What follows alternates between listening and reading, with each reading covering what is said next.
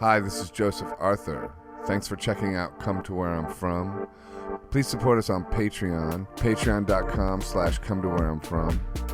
We are an independent podcast, and any contributions you can make are greatly appreciated. Back to the dinosaurs? Well, I mean, let's go back that far, yeah. Oh, started at the dinosaurs. Yeah. Maybe start with Syd Barrett. Headstands. I actually didn't even know that you were a literary major. Oh, I went to Cambridge. Yeah, well, I never, in the early years, I didn't know want anyone to know that, because not that my parents had any money. I mean, it wasn't like photography was just a result of LSD. Right, and it got you out of the intellectual thing. Completely went, straight to the stomach. It went Right. to a different way of that direct experiencing, Right. I mean, I was basically schooled in literary stuff, Right. I mean, that stuff, but completely changed. And after that, and people say you must have been obsessed by photography. No, Yeah. I wasn't obsessed by. What I was obsessed with was altered states. Right. That's when I also got into fasting and then sleep deprivation. A Yoga. lot of these. Yoga. Definitely. Yeah. The 10-minute headstands for God knows how. But not heroin. Right. And Or not- alcohol. Or alcohol. That's funny. Not at all. I never had any interest. Heroin, because when I was at Cambridge, I had two mates of mine died, and they were like 19. Right. And but I mean, I was a mad coker for 20 years, like a lot of people were in that period. Right. And certainly the people I hung out with. Yeah, like I heard you say the Beats and all like the my the brain. rock and roll people of those early generations. Everybody was into speed more than the other thing. Definitely, Right? that Everybody was into On the amphetamines. Road. That Yeah. book by Jack Kerouac. Oh, right. That's a completely speed. He Indeed. wrote it so far. Yeah, he was heavy. And I tried that and it didn't work for me. The whole speed thing. that's good that it didn't, though. It didn't work. I just forgot to sleep for a year and made 3 things that I was paranoid about. But I believed in that mythology of speed and the mad artist. The madness. The madness. The derangement, the altered states. Yeah. And what I found with the early yoga was it enhanced everything. But it also saved my life. What, yoga? Yeah, when I had the quadruple bypass, heart surgery, my doctor, still my cardiologist, said that your arteries were terrible, but the heart muscle was amazingly strong. And that's what saved your life. And that's the yoga. Do you think it's the circulation of going upside down, what that does to your circulation? Yeah, I don't just do that. Yeah. Yeah, I'm not a one-trick pony. No, you got a couple tricks. Any more than you are. Right. He's like... I can do a shoulder stand, too. Yeah, but I can't do an arm stand. I'm just not strong enough up here. Yeah. In the early days of doing yoga, I mean, it's essentially hatha yoga. Mm-hmm. When I came back from the dead, as it were, I mean, I don't believe. Oh, you nearly died, Mick. And I think I didn't have any experience of that, so I don't believe that. What's your reference? Oh, okay. Right. Didn't believe it. I think the yoga did us also. There's like an ability, a flexibility, not just in your body, but in your mind and also in your spirit. Right. And you people will get rigid, like you can't eat meat, man, or come over and kill you, or something, whatever it would be. Me, I haven't had meat in 50 years. Oh, really? Or bird. No? But I don't mind. Yeah. My wife and daughter like a bit of beef. Occasionally, they certainly have some chicken. It's got nothing to do with it. It's just, I tell you, the last meal I had with Syd Barrett. It got nothing to do, and I think we ate pigeon, which was a hip thing, I suppose, looking back, in the world's end, which was like a very hip, hippie Mecca. And later on, Malcolm McLaren, in the same shop space, he had sex, which was where all that you know, the Sex Pistols. Sex, Fashion yeah, came from. yeah. Well, he kind of managed them for a while, and of course that's mythological stuff. Yeah. I mean, Johnny would go on but Malcolm died a few years ago, so they can't make such good television programs Right. out of the Pistols. But I think they still go out occasionally. But Johnny, I don't think he's sylph-like anymore. What's that mean? He's not like, sleek and Oh. not like, you're still whatever. I'm still trying to keep it together. Well, I believe me. You say, well, look at you, Mick, and you're Yeah. about 4 times as old as I am. I go, Yeah. I don't, I weigh myself every day anyway. And that became really as a result of my kidney transplant in 2012. Yeah. And they want to know your weight and whatever, call it in. So I got into the habit of it. Do you still practice yoga? Every day. Every day. What's Yeah. your practice like? Is it like half hour, an hour, or or is it rigid like that, or is it whatever you want? No, it to there's be? some flexibility. It depends. If I have to get away somewhere early, I'll do a straight through course and do it. If I'm dealing with things, because like online kind of thing, or the computer, yeah, there's always bits and pieces. What I've got is it's a very big bedroom. The high ceiling, and it's got a big Tibetan tanker at one end, and breathing. It starts with the breathing.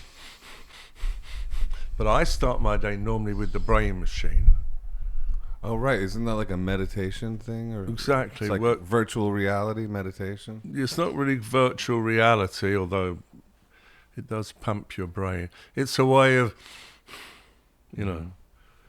of bringing it down, getting you to that. What I like to do a lot is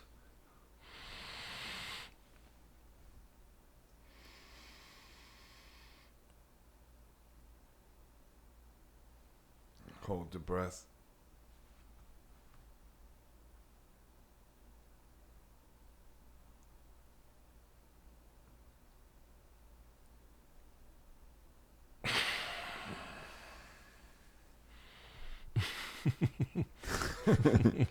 Like Wim Hof. You familiar with him? No. No? Oh. He does all these like breathing things with cold showers and all this other stuff. Yeah, cold showers. The yogi's always going on about cold showers. Yeah.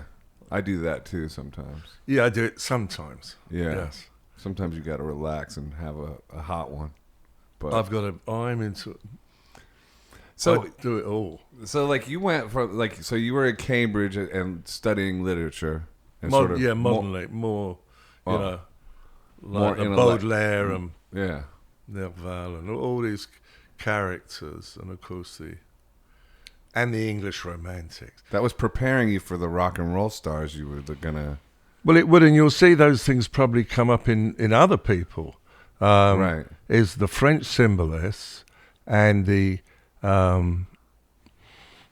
English romantic poets and the American beats. Mm-hmm. And when you looked at it, you go, wow, wildly famous and this, that, and the other. And they all did loads of drugs. Right.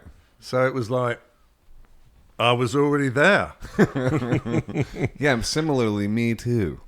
Yeah? Yeah, same thing. Where did you go to school? Oh, I never went to college, but I'm I don't saying... think, who never went to college? Who? David Bowie. Oh, right. And he was so... David Bowie. And he liked to talk to you about philosophers, didn't Yeah, I mean, he wanted to talk about things he didn't know so much about, he? Yeah. He wasn't so interested necessarily in the drug stuff. Right. For whatever reason. But he, he was like my mother, who also left school. I mean, he left school, but he went to art college. Like a lot of those English rockers, including Syd Barrett and Pete Townsend and Keith Richards and John Lennon and Jimmy Page, and they all went to art college. Right. In the late 60s. Yeah. And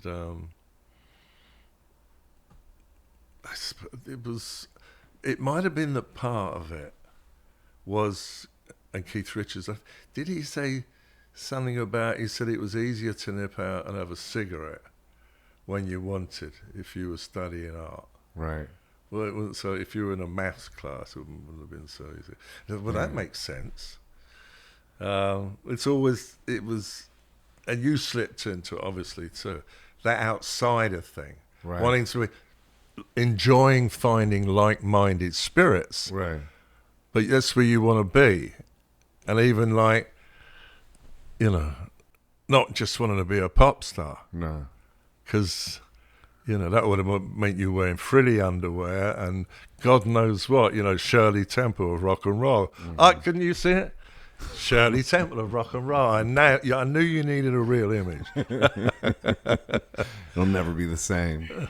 So, but you found photography and like kind of got away from literature, but what was it about the acid trip that made you... What I saw, see, because of it was a British education too, and I saw for the first time. With your everything third eye. came along, whatever it was roaming around. I'd still remember this young lady I was hanging out with, and for a certain, who knows how long, there's no way of knowing, I watched her go through like 1,000 guises, young, old, whatever. It just went on and on and on.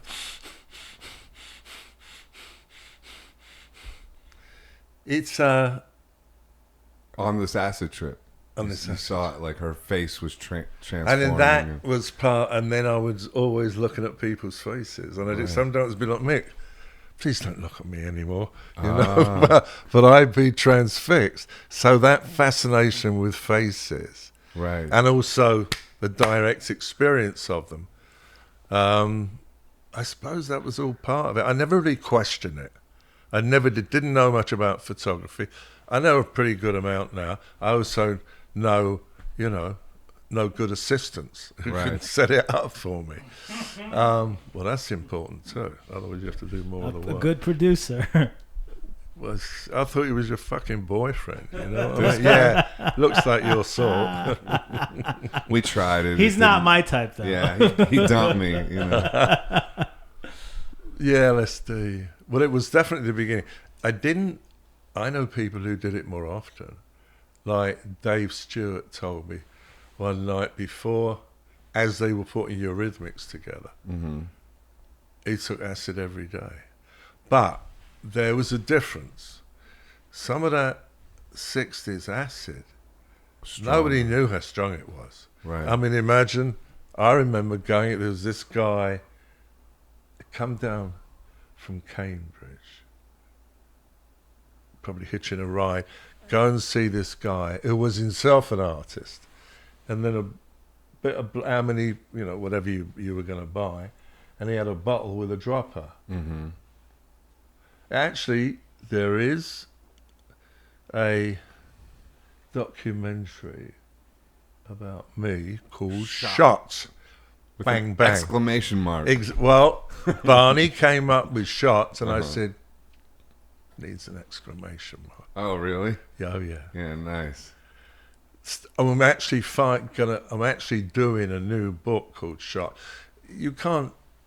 Well, there's a lot of the content will be similar, obviously, and some of the chat, but there'll be all kinds of others. But to get not just the photography, and from Syd Barrett, or maybe a little teeny bit before that, a band called The Pretty Things, and they were in transition, and briefly they had a guy called Twink, who was later in a band called The Really? Pink. His name was Twink? Yeah, he looked like Twink. He had a lot of wild blonde curly hair, and he later had a band, and I think you can even find called Pink Fairies. You know, you should indulge yourself. Just the Americans don't always have the full width of the complete lunacy of some of this fucking British rock and roll. Right. They need the great, and then over here, there's all this other stuff going on that I would find quite boring, you know, personally. It wasn't all of necessity. But the image, I would just enjoyed looking. And then I do remember somebody, and I've got the pictures somewhere, I might start with one of them, is when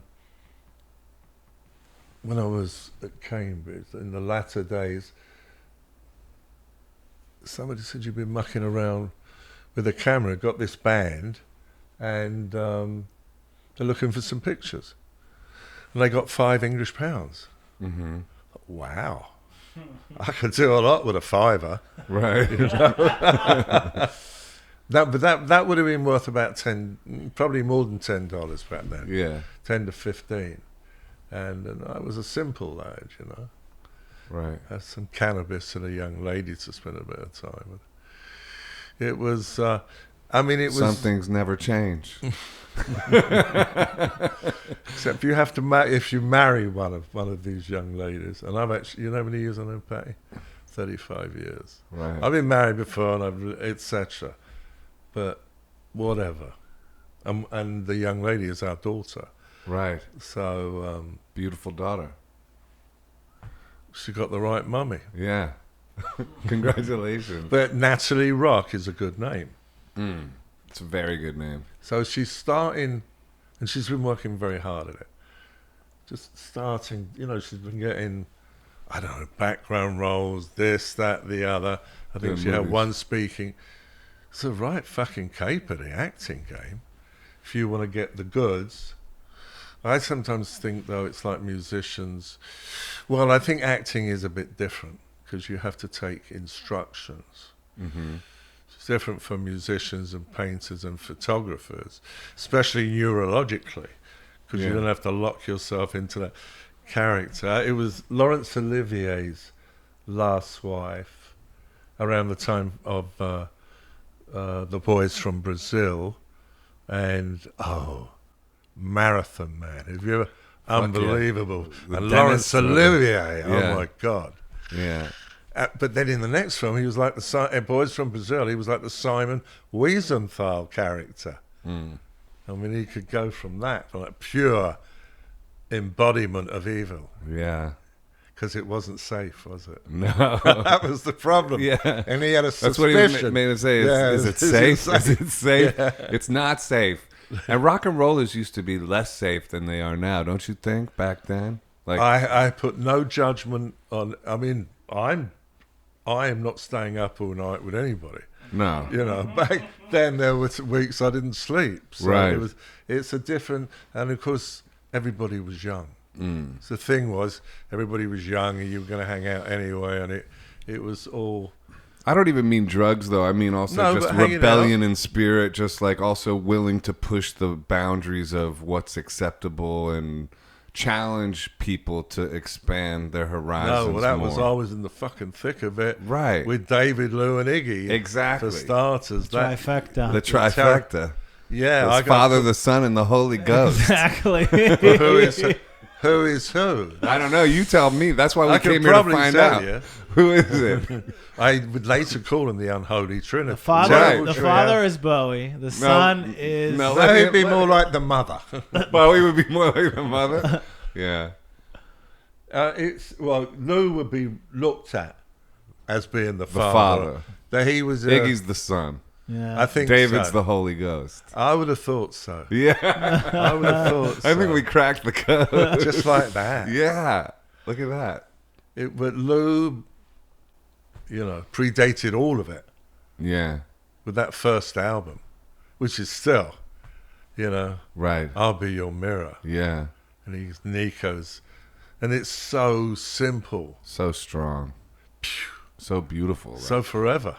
Yeah. And some things, how do you judge art? I don't know, really. Right, but that's where you went into that moment. I feel like you promote these seances with rituals, standing on your head, deep breathing. You bring the ritual. There's nothing weird goes on around me. There No, might but have been a lot yeah, of sexual lunacy years ago, but it's not, You cultivate the spirit. Well, promote. I don't know. It was obviously all an who was I?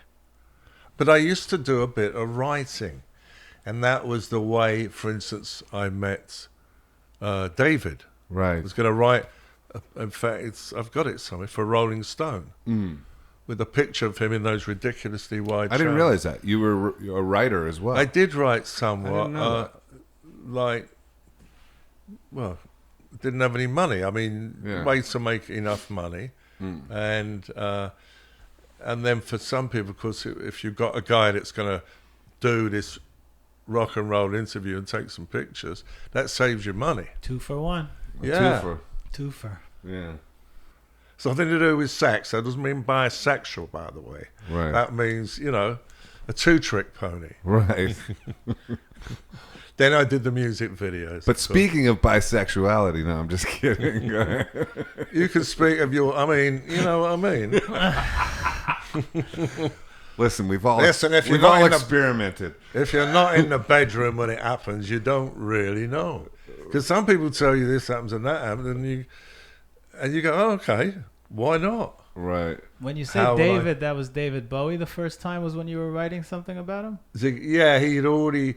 Actually, Hunky Dory had been released, but Ziggy Stardust hadn't. And he'd only just done the mutation that he'd been building in. So I've got pictures of him. They're not even mine. It's a contact sheet of him.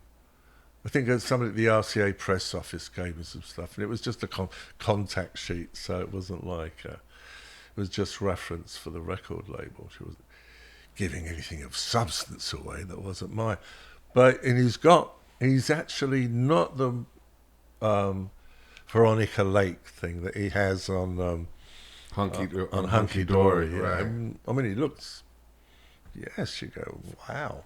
At that time, but he had just cut his hair and he was wearing a basic Ziggy thing.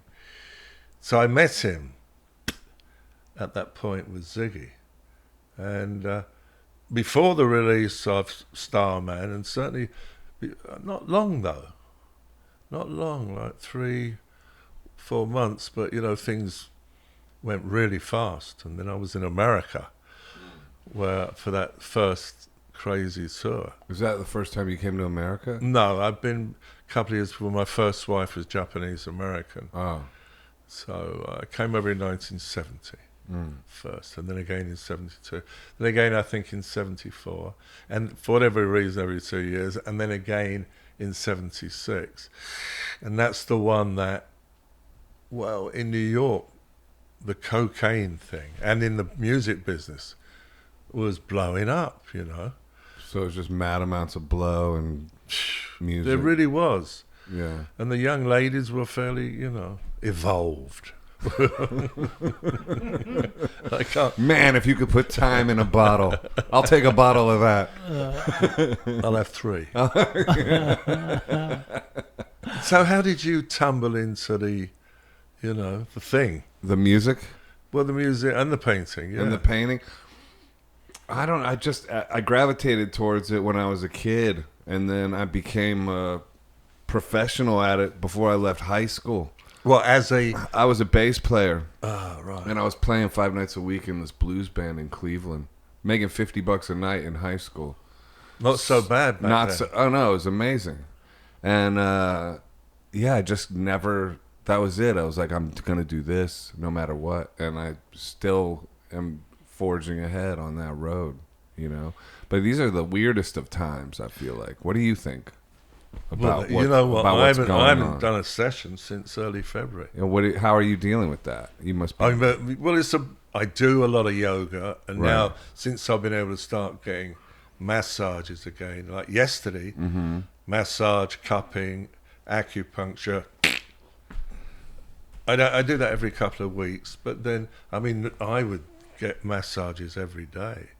Think about if you've done the yoga and the meditation, you get a massage. I've even had it in contracts of mine that you have to get me a massage. Yes, wow. I prefer a woman, but whatever, I'm getting one anyway. Well, so where's the marijuana? Yeah, let's. Fucking well, he's a lot of promise goes down here. with Where's him. the marijuana? We're on episode 100, With and so Mick we're Rock. celebrating with Mick Rock, the legendary. Yeah. What does it feel like to be so legendary? Did you bring this guy with you? I'm just curious. You know what else I got? Sometimes I'm in legendary and broke, so it's also fucking cool. Where did I put my bag? That's what I was looking for. Something happened with the song. Did I leave it in the car? Yeah, maybe go grab it. Are all the photos in that bag? Yeah. Yeah, you should bring it. Well, I mean, Let me go get it. whatever. The camera's still running. Everything's gonna run. Yeah, I'm going to say. Because you never know. Exactly. He might come in a dress. You don't want to be missing that, do you? I can see him in a dress. Okay, I'm just gonna bring this. I know it's. Where's the best place for you with this guy so that you feel like you're on it, but it's not blocking you? Yeah, I think you keep that a bit more over there because he's there. Yeah. So keep it that way a little bit. This way. Yeah. Don't be too anal about this shit. Yeah. No, but just try to. Just Try to. I know. in a general Can way. you try? I can hear you. It's fine. The Yeah. house is quiet, which is a bonus. That's part of the reason I got this house. Yeah. It was 'cause it's Well, it quiet. was. No, but and it's actually very. You're gonna get. Yeah, Joe asked me why you were in Staten Island. Oh, cheeky monkey. I know. My friend got me this for a present. Co-signed by both of us. Yeah. Oh yeah, because Show it. Show He it. to only the camera, co-signed to about- that camera. 650. Oh, that's a beautiful What book. book is? Oh, It's Transformer. incredible. Mm. Yeah. And No, it's this- Lou, man. It's Lou, the best. I Joe is love friends Lou. with Lou. Oh, I didn't know Lou that. so Yeah, much, I would think Lou would. I mean, Lou's fussy. Now you can say that, but I would. Where did But you I meet could him? see Lou like I Well, met we- him Yeah, we got on. We would go Yeah. go to those meetings together. And hang out. at the drug meetings. Mm-hmm. Yeah, Yeah. and he's did Tai Chi all these years. Yeah. I guess So- he did it on the day he died. Probably. Tai Chi. It was pretty wild. Where did you He's, meet him, Mick? Well, I actually met him in London, probably just a few days before the Transformer performance. Really? Yeah. What was the performance? Well, it was the first time I think he played outside of America. Oh, really? Yeah. And he had a band called the Tots. It was just a pickup band somebody got in Long Island. Because, I mean, he hadn't had the Velvet Underground. What were they called? The Tots. The Talks? The Tots. Tuts. Yeah, Tuts. there was The the Tuts. guitar player looked very like you, and he had the long hair. Definitely. Hey, you know what? I asked Lou one time what I should name a band, a rock band I was starting. He said Coos. Coos. Coos. Isn't that funny?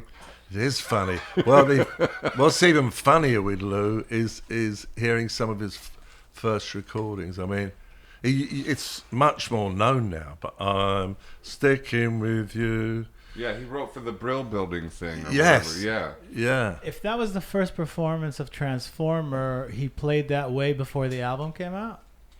He came over to record the album with Bowie and Mick Ronson. Right, because the artwork is yours, and Yeah. that was an early...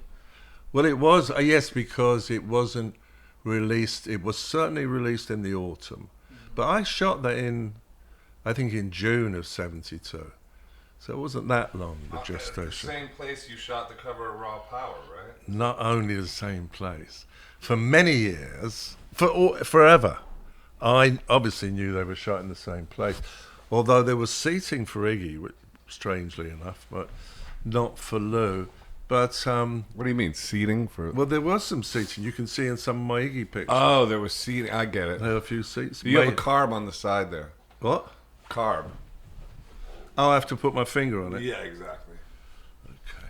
101 with Joseph Arthur. Man, How I to didn't know use I'd a- have how to to use a explain that to bow. Mick Rock.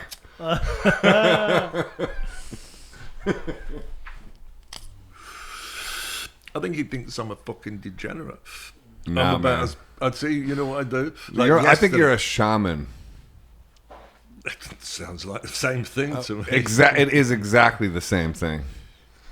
But yesterday, not only did my 10-minute headstand, yoga workout, brain machine meditation, and a chant. This is my wild day. So yesterday, get up, do my... I would do the 10-minute headstand, the workout, the chant. You're still doing 10-minute headstands. Oh, yeah. That's awesome. Let's do it. Can we do a 10-minute headstand after this or not? When it's done, maybe. I could see that you could. Well, But it might be a bit... Yeah. I'll come over to your place. Or what right about now, 2 or 1 minute headstands or 30-second? Before headstands, But- can we go back to Lou? No, we're going. He's Okay. still talking. But I Come on. can't. This is beautiful. Yeah, we're going there. Just let him talk. No, don't bring him along. No, don't bring him next time. This guy. I have a sweet spot for Lou too, and it's just like any stories. Listen to her. We always. No, but Lou was I worked a with him shaman. twice. I worked Lou with was him a twice. shaman. Oh, for Lou sure. was definitely a shaman. Yeah. There's no doubt about There's it. no doubt about it. You're He was right. not a. He was not your regular boy next door. No. He was incredible. I have pictures over a longer period of time, loads of pictures. Yeah. It's only a bit that's in the book. But he... and of course I have a tape of him when I interviewed him. Have you seen Shot? Have I heard that? Yeah. Yeah, you Is heard it on- bits of like Okay, I've David. seen that. Yeah. Yeah. That came out like a year ago or something or more, right? No, it came out about...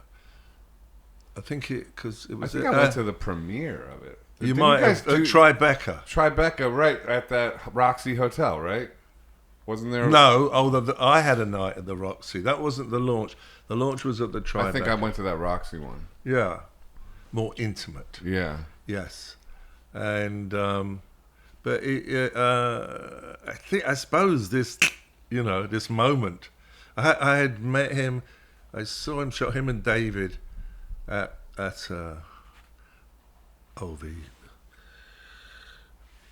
this famous hall, but I can't, because what you just gave me, darling, is affecting me brain. I know, me too, dude. I'm right with you. Don't bring him over either. In fact, just send the equipment. And but from the beginning, and then that's right. I mean, in those days, I used to do my own developing and printing. Right. Couldn't afford to pay anybody. Oh, right. And so that was like the cover was a misdeveloped, right? The Transformer. Well, the initial one, I'm not sure if the final one was, it fell out of focus in the printing. Didn't really notice it till I put it in the developer. And I remember thinking, that's interesting. It was one of the pictures that Lou had wanted to see, and but I printed it up, the straight version, and out of focus. And of course, in those days, you used to have different degrees of softness and hardness. You didn't all this jiggery pokery that goes on today, all this mystical stuff up there. Right. That stuff that's like the virus. I mean, the internet's like a virus, isn't it? It is, man. It's wild. It's unbelievable. And I have been known to express a preference for the earlier days because you could be very hard to find. The mystique was... I think that's what people ask me about. Do you think they get the modern have the same aura? And I say it's probably hard to, because when there was so little media, your imagination could fill in so much. they became in their exactly. And it's that's that fucking marijuana, man. It's great. I love It's very naughty. I love what you're I gotta talking about. I have to talk to your mother about this. I'll give you her number. I bet she's a very tolerant woman. Yeah. Well, she comes from West Virginia. I don't know quite what that means. I don't either. But you're I think of you as a New Yorker, not your accent, but certain people. I mean, there's a lot of weird places in America. Yeah. But a lot of great people, and then they want to come. They want to go to LA, or they want to come here. I think the best ones come here. Thank you. I Because agree. it's an edge on it. I feel like a New Yorker through and through. I've been there for over 20 years. I'm considering getting an RV though and taking like a long road trip in the next before winter hits, because I in case they try to lock us down again, I don't want to be there. Because I did the whole thing in the East Village so far. I've been in a little apartment in the East Village. That's where I've done the whole thing. What, this whole thing, yeah. or when you season of quarantine or whatever, you know. Well, it is. I mean, it's not. What have I been doing? I've been licensing pictures, selling a lot of prints, and doing art, like Oh yeah, new art. Come on, right? Mick. Get it out. Well, get it out, man. Yes, don't. I mean, we've smoked some weed. Now it's time to get it out, right? This is. I have to tell you, one more. You're forgetting about the carb. It won't work. No, let it just go. I want to make a comment about what you said. Okay. About him creating the vision, because there was very little media. We're gonna go back there, though. No, how the images develop. Yeah, I mean, I get credited with a lot of things that I don't know. Sometimes you were the only one there. Thinking I'm creating.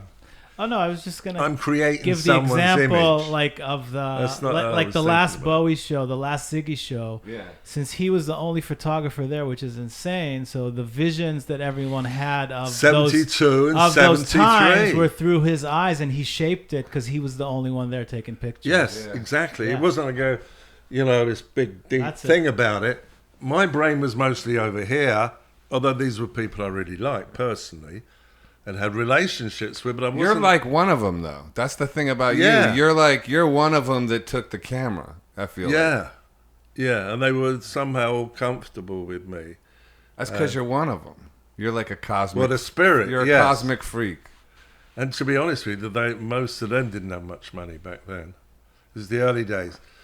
I mean, even, with royalties, once Ziggy started selling, but that wasn't... you don't get your royalties soon after. Sometimes takes a year back, then take a year or two to come down the pike. So that was all done on smoke and mirrors. So you created the atmosphere for so much of what we think of as rock and roll. I didn't. You did? No. He's accusing me of the most horrific things, officer. No, it wasn't my fault, and I didn't do it. And if I did do it, I'm denying it anyway. Can you, especially when you think about these days and age, can you believe how lucky you were to be in where you were when you were there and all that stuff? Because it's too late for that ever. So it'll never happen again. That freedom, I mean, it's only you go, that freedom which really... The only one in the room. It's just never going to happen. Yeah. Not like that. No. It'll happen different. It'll be its own thing. Like my RV trip's going to be like my Jack Kerouac on the road. Yeah. But in the Mad Max days. But... Yeah, never mind. In your way. Though. Yeah. So how did you capture that atmosphere? Were you conscious conscious of it, or were you just shooting from the hip? No, it wasn't even. I think I was just because of the yoga that I'd started doing. Although not when I shot those first Syd Barrett pictures, but by the time David and Lou and Iggy came along, yes. But it's. Wait, not when you shot the Syd Barrett pictures? What do you mean? Oh, yeah, no. You weren't into yoga yet? No, but from 70 onwards I was. That's 50 years. Okay, so what got you into yoga?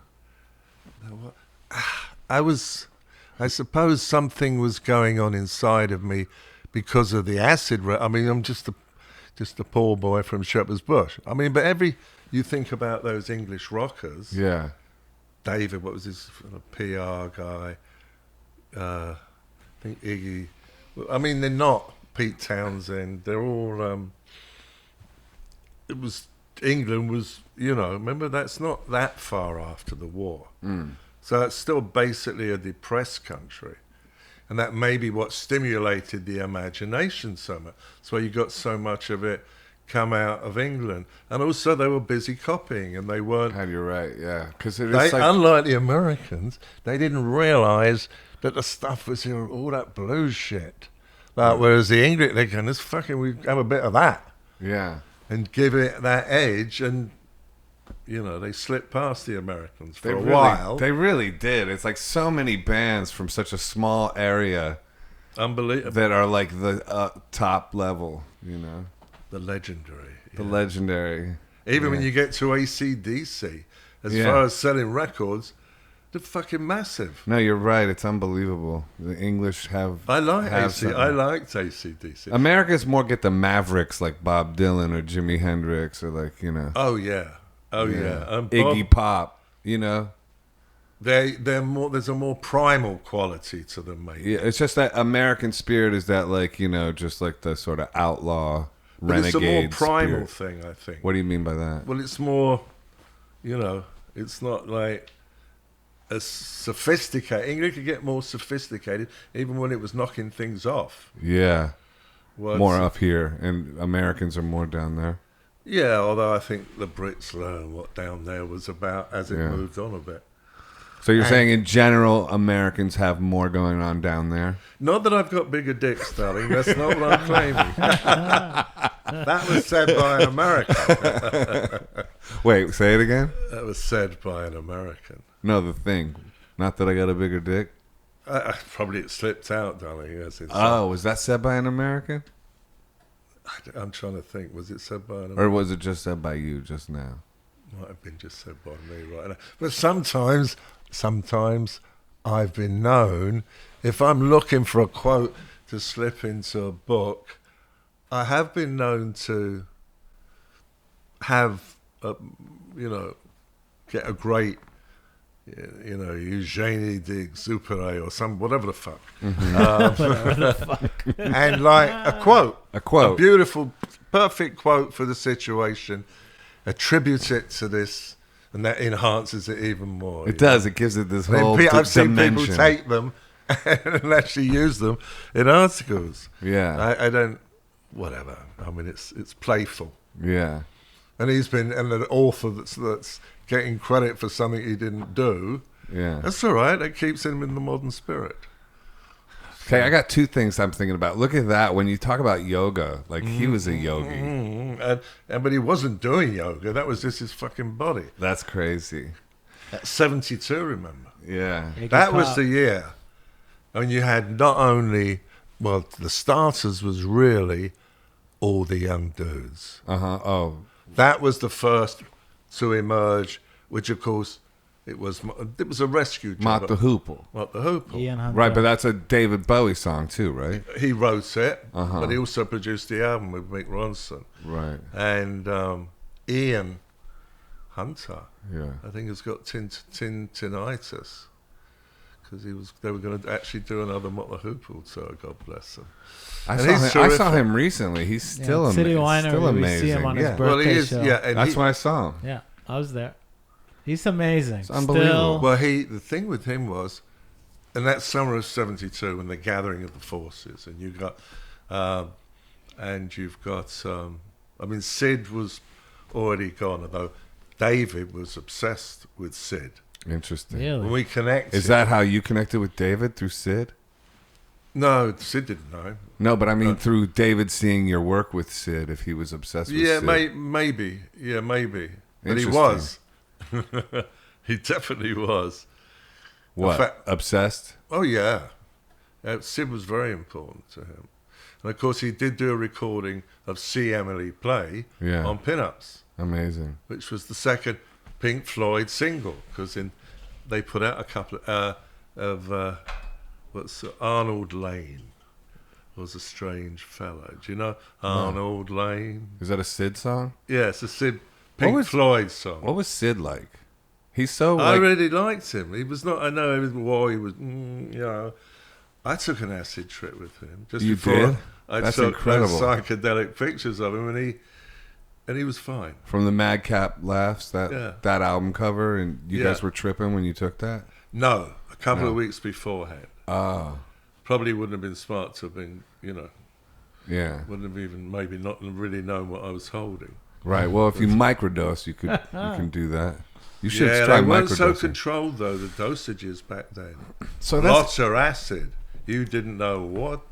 yeah, that's the same way it is now, really. Is it? Yeah, I don't know. mean, like I haven't had. When I last had any kind of acid, I think it was 72. for real. It's Oh, yeah, it's I all had- over the I place had now. some- Again, you can get I had some. some mushrooms. I can get you In some. fact, Joe has some in his backpack. I mean, I could have brought you a hit. No, let us not. What let else us is in that backpack? get Joe? totally out of order. You like to know. No, but so interesting, like that you would like be hanging out with Syd on that level and like tripping together. Do you think that thing? But we only took the one trip. Okay, but still, that can be an intense experience. It was. It was actually a lot of fun. Right. He wasn't like people all know. Well, I think he was at times, maybe a little bit off the wall, but I didn't see it. I think he knew me in a different way. What would you guys do? Play what a lot of young people just play music. Uh huh. I mean, what television was nothing in particular. Right. Maybe a couple of comedy shows. What was he listening to? I tell you what he liked, jazz. Well, remember, and for the rest of his life he did paint. Great story about Syd. One is he started out as an artist. And if you listen to his music, he's playing like a painter. Right. And improvising like a painter. And he what was it now? Or did you, I'm blaming the drugs for it. Okay. Yeah, just He blame. said he was listening to jazz. Oh, yeah. Somebody, I don't know if you know the picture of him, That's why I'm him with the record player. Uh-huh. And then you can see there's a record a bit back a bit. So it's Is that from the Madcap Laughs thing? Yes. Yeah, that's a great... That's the famous one. I love that stuff, man. It's amazing that you did that. And well, it was, the thing is, technically, it was lit. I think it was daylight film because it was a little bit faster. Remember, it's all 35. It's got a weird quality to it. And it was the wide angle lens. It was push processed, and it was like that up there. But you see that with a photo flood reflector, the silver lamp. So it was just like that. So it was not any sophisticated lighting, Right. And I had to push process them, which gave it more of that painterly effect. Yeah. The grain. I did a lot of push processing in those days where I didn't have a light meter. I could roughly guess what the exposure would be, and then I'd take it to my lab and they'd do a clip test. And on the basis of that, but you won't find there is one picture of me. I wonder where that book is. There is one picture of me. It fucking went straight to the slipstream again, darling. It'll happen. He's a great encourager. You're talking about you were talking about the push process thing. Oh yeah, Syd the Barrett, push one process. picture of you. That's something. Yeah, so and I learned early on. Jazz was you in there didn't somewhere. have to know too much about photography. Right, and you didn't really know that much about it, right? I mean, No, I didn't know. You see, there's a couple of images before that stuff, and there is one I'm gonna put in the book of this. I'd have to show it to you. love to see it. Don't you think it helps to not know everything and to like be more like just visceral and also the happy accidents that happen? I'm not sure I like that in politicians, but in I thought you didn't want to artists- talk about politics, darling. Well, that's as close as we're gonna get. Okay. Don't come around to my house being weird. Here you go. You'll like this one. Oh, very good. Oh my God, that's incredible. Have a look. Well, I'm the gonna man. get. Wow. That's beautiful. And That's incredible. then I'm gonna show you some more. 'Cause Whoa. Dude. it looks like drugs, Mick. Bro, that is insane. I've never seen anything like that. So I'm starting. Oh my God, those are great. Are you going to print those huge like this size? Yeah, people want me to do all kinds of stuff, but it's a weird time. That's awesome. Have you been doing that for how long? Long time, but I'll show you. It's all been a bit different depending on when I did it. I get You into. could do like an Andy Warhol thing with that. Make them big and put them up in a museum. Oh look, it's another one. That's etched like the Elvis one. Just show it this way, Mick. That's yeah. awesome. Great. Oh, this how long I've been doing. That's me 25 years ago. Surrounded by a bunch of the big ones. That you're doing etches on. Yeah, I mean, where did You it were come doing from? I don't something know. similar. Look, how about That's that? it. That's awesome. What is that, a guitar? Psychedelic guitar. Yeah, that's great. I've got, I don't even know. So how do you do it, Mick? I don't fucking know. You don't. I've seen your paintings. If you're telling me you have it very worked out before you go in, I'd know you were a lying bastard. Yeah, because I know you start some and then it goes. And then it goes nuts, yeah. And when one says it, other force takes over. Yeah. I always think it's like catching a wave. Going into the magic garden, just slipping in while no one's looking almost. Yeah. And they're, look, it's not all the personality stuff. That's like a ding-dong, whatever you want to call it. Right, it's abstract. I suppose it is. Oh, there's Bowie with the saxophone. Here's another one of Bowie. I was thinking of that Warhol Elvis with a gun. Yeah, that's insane. Those are great. Now Have you ever printed those up like that size? No, because people, the photography, people offer me shows. They don't know quite. I mean, dude, if you did like a major photo exhibit and just had those blown up big, like 40 by 60 size, that kind of thing, that would be like the most insane show. People would flip out over that. You know what that is called? It's hard because it should look over there. Oh, yeah. That's ground zero. Oh, wow. You see all the blood and the flames and the eyes. Yeah. But I did it. I mean, this was done post. Certainly the early days were done. The early work in my... I thought there was more, Micks. Oh, that's... a Queen contact sheet. Yes. And why not? And there's... Hedwig. My friend. And there's... Queen contact sheet. That's... did a bunch of... But rock and roll Kate Moss, you know. Yeah. Not that kind of... That's wild. It's... I'm trying to find anything that might... but that... Syd did all the scratching on that. In fact, if you see my Syd Barrett book, they turned this into a cover. And then Syd. People offer me a lot. I said, fucking sell it to you. When am I going to get another? If you were to give me $1 million, go, well, can I go round the corner next week and buy one for $1 million?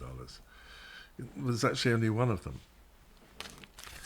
So when I really hit a broke period, and we're hoping that's not going to be keep around. Track of all the photos you took and know where everything is, and I don't know where. I know how to locate. We are getting Paddy's up, and we get a bit more organised. The raw material, the prints and the chromes and the dupes and whatever. I've got boxes, so that everything. Well, I suppose it's all part of establishing the value. You know, what Mick's saying goodbye. What are we going to do with this lot? So, I mean, I have,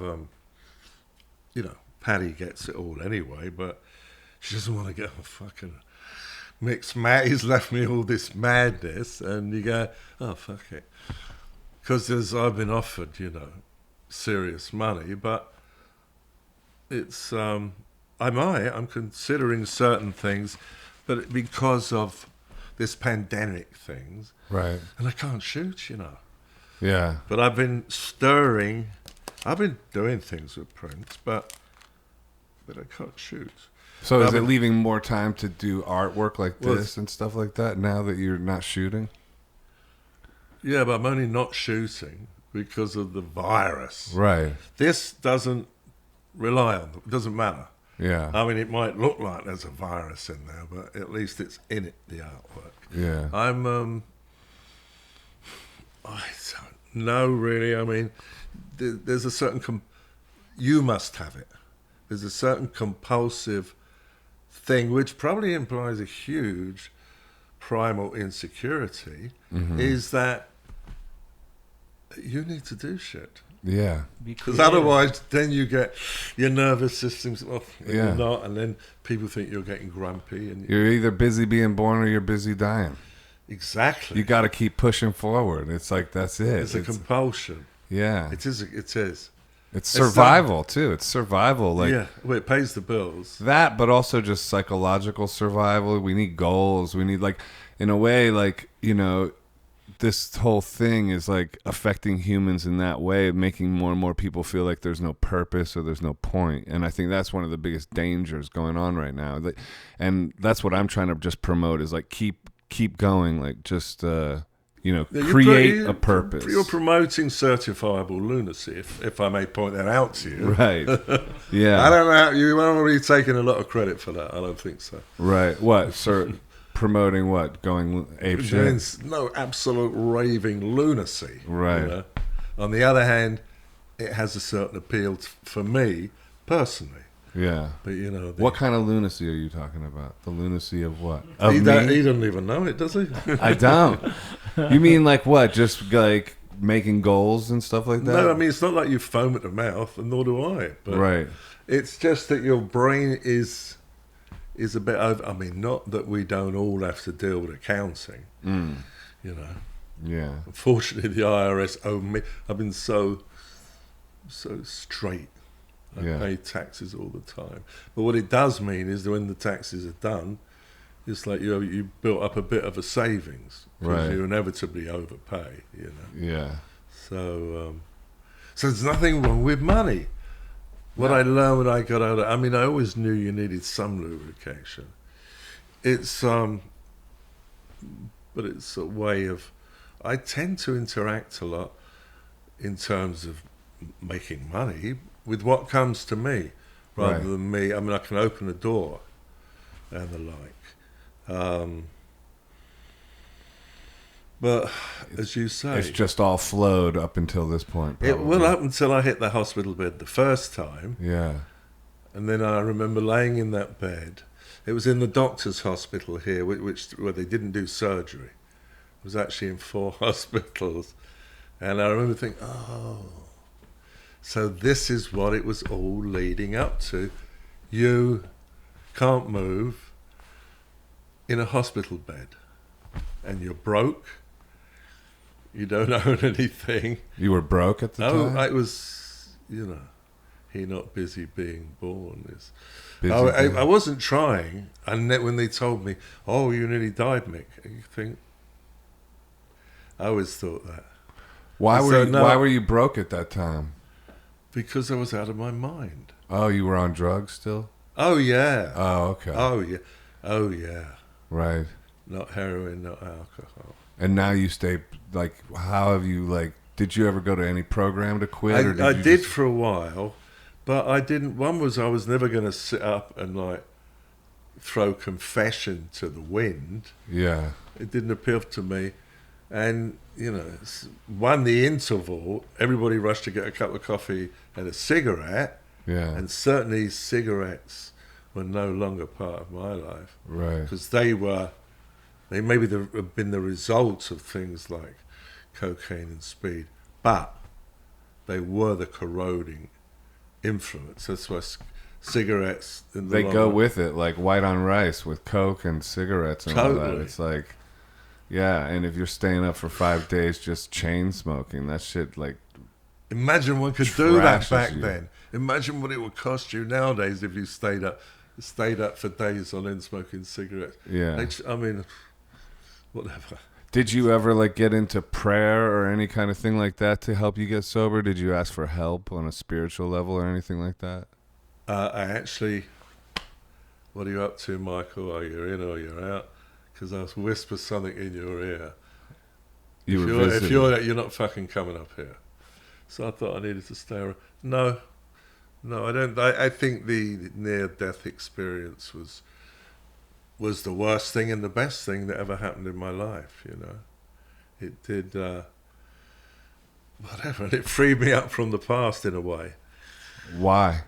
Well, because your electromagnetic circuit gets broken heavily, and when they cut you open, and you know, there was blood flying around, and it definitely, I mean, organically, and then mentally, pain is very powerful, I find, or I have found, when it comes to wisdom, and it's certainly very good keeping you from doing the things you shouldn't be doing and thinking more about the salads and the veggie burgers. And I never ate meat either.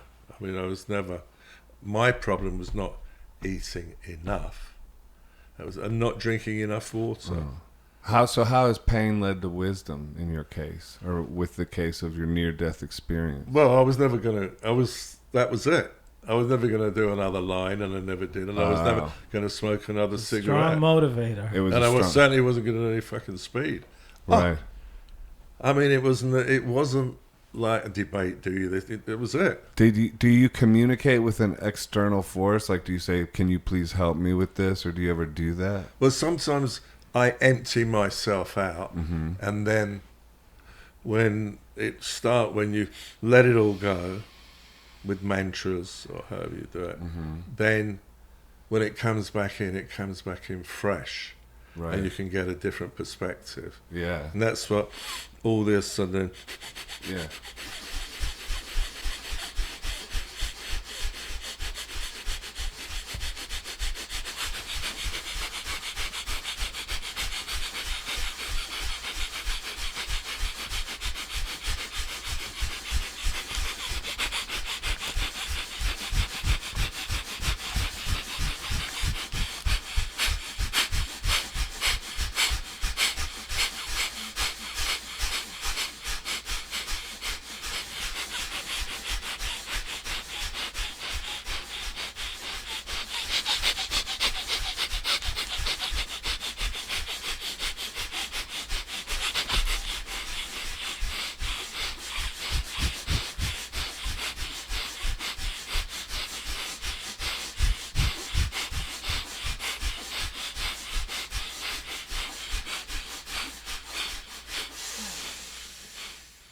And him not busy being born is definitely dying. You got to keep rebirthing.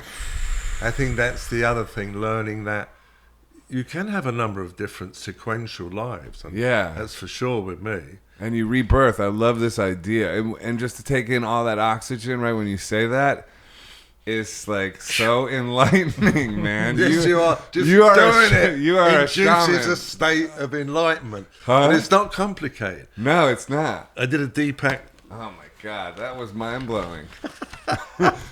I recommend rewinding the podcast at this point and then breathing like Mick and I were just breathing. But the other thing is, we didn't overdo it, is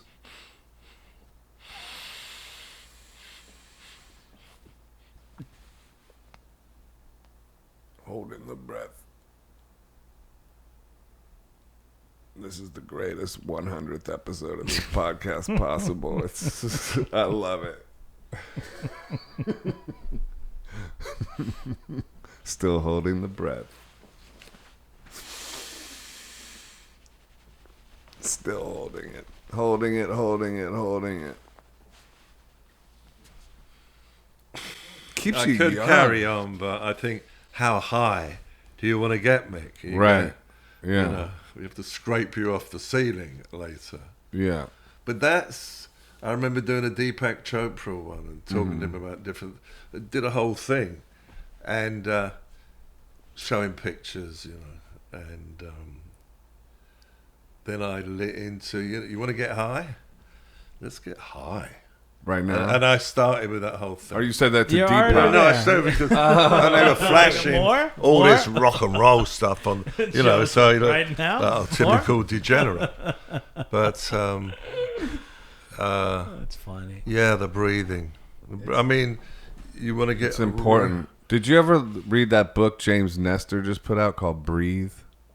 No, I like the sound of it. Yeah, it's all about breathing. I started checking it out, and it's like the importance of like actually breathing through your nose and stuff like that. Like I never really knew that before. Oh yeah. So it was the acid and the yoga that got you kind of into this, and then putting that together with the photography is like it's interesting. That's the spirit of rock and roll. It has that yogi sensibility to it. For me, the yoga, I think in a way singers are kind of natural yogis because their lungs are always working, you know? Yeah, just being conscious of your breathing puts you in the moment. Which you have to be Yeah. if you're going to sing. You can't lose Yeah. track of the thread of the song. That's true. I mean, you can improvise, but you still... Now, I've often thought that about singers, that they get that other thing, which most people, including me, doesn't get unless... Like, whenever I'm going to do a session, part of my build-up, besides the massage, Right. is you know, the yoga, the chanting, the meditation, and then the massage. And what do you chant? Oh, you mean like Gobindi Mukendi Udari Apari Hariyang Kariyang Nirnami Akami? I mean that's the one I do regularly. But I also do the what are they called? The prosperity chant, which is very simple, but it's a hand mudra too. Hara, hara, hara, hara. But anyway, hara, hara, hara, hara. But your tongue has to hit the back of your teeth. Hara, hara, hara, hara, hara, hara, hara. I do that for 9 minutes every day. Yeah, hara, hara, hara, hara, hara, hara, hara, hara, hara, hara, hara. The tongue hits the back of the teeth. Hara, hara, hara. What are you saying though? Hara. Just basically, How? if you wrote it, you'd H-A-R. H-A-R. Har, har, har. Yeah, you roll the R at the end. Har, har, har, Yeah. har, har, har, har. I'm sending you a bill for 3 and 9pence, darling.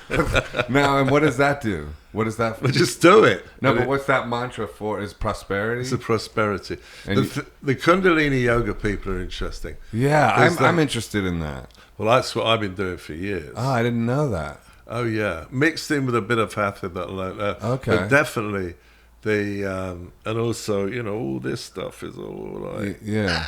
And then you grip your anus, you know? Oh, yeah. That's important. To grip the anus. Yeah. Not only does it prevent dirty old men from I'm doing it going right up there. now. By the way. Hey, but have you ever practiced like semen retention and all that stuff? Because Yeah. that's all in line with that. Yeah. I don't Yeah. do it nowadays. In my Yeah. youth, I did it a lot. I do Because it. you thought you were like, you know, a clever bugger. Yeah, but you get that extra energy. Yes. Don't give it all away to them young ladies, if you don't mind me saying so. Don't give it all away. Not all of it. No, you gotta launch podcasts with it. This guy. We should, if we went to a monastery together, Yeah. we could probably levitate. Yeah, I think so. Because levitate, and also teleport. David, you see, he only told me when I did some teleporting. David Bowie? Yeah, between What? He London teleported? and the Sami Ling. It was this Buddhist place up in Scotland. They had come over when the Chinese had driven them out of was it Thailand? No, Vietnam? the Buddhists. No, but the Buddhists. Buddhist. Tibet. Tibet. I get them There you go. Guys, You're right. come Yes. Is he not busy being born? He's getting stoned. Busy getting high. So, wait, Yeah. what? So David Well, Bowie? he talked about that, and I knew about. There's a very good early book I read. He talked about teleportation. That's what you're saying? Yeah, I did it once when I was in, but it was in a less. Maybe one could sneak there because. What do you mean you teleported? Like you literally Well, you like can Star be Trek in. You're style? actually 2 places at once. How'd you do it? Well, you've kind of got to have a certain intuition for it too. I think because I didn't study to get there. I got there, and it's Like there's you- a lot like, of ways of. Really, you think you were in 2 places at once? I was like, at Cambridge, yeah, I was. I remember laying down in my room there. I remember it very. And where were you in the other place? What was the other place? It was familiar to me. I do remember that, but I can't remember what the place was. Ah. It's a long time ago. So you think that happened for real, but not just in your imagination? I think it happened in both places. Wild. Happened in both, but why can't it happen if we say? I mean, it can be most of my life has smacked of a certain, and not always comfortable, but of this. It doesn't really have a logic necessarily. I think a lot of people's. I think we all look for a logical answer. Yeah. And we never get them. But things can happen, and good things can happen. But then, not so good things happen. And then he not busy being born is fucking busy dying in some way, shape, or form. Yeah. To get through it. Let me... you don't think we ever get an answer, for any logical answer or anything? Not in that way. Yeah. I think it's like, I don't know how to put it. It's like, it's just that moment of Sartori, maybe when you're on your way out, where someone sticks their finger up your bum.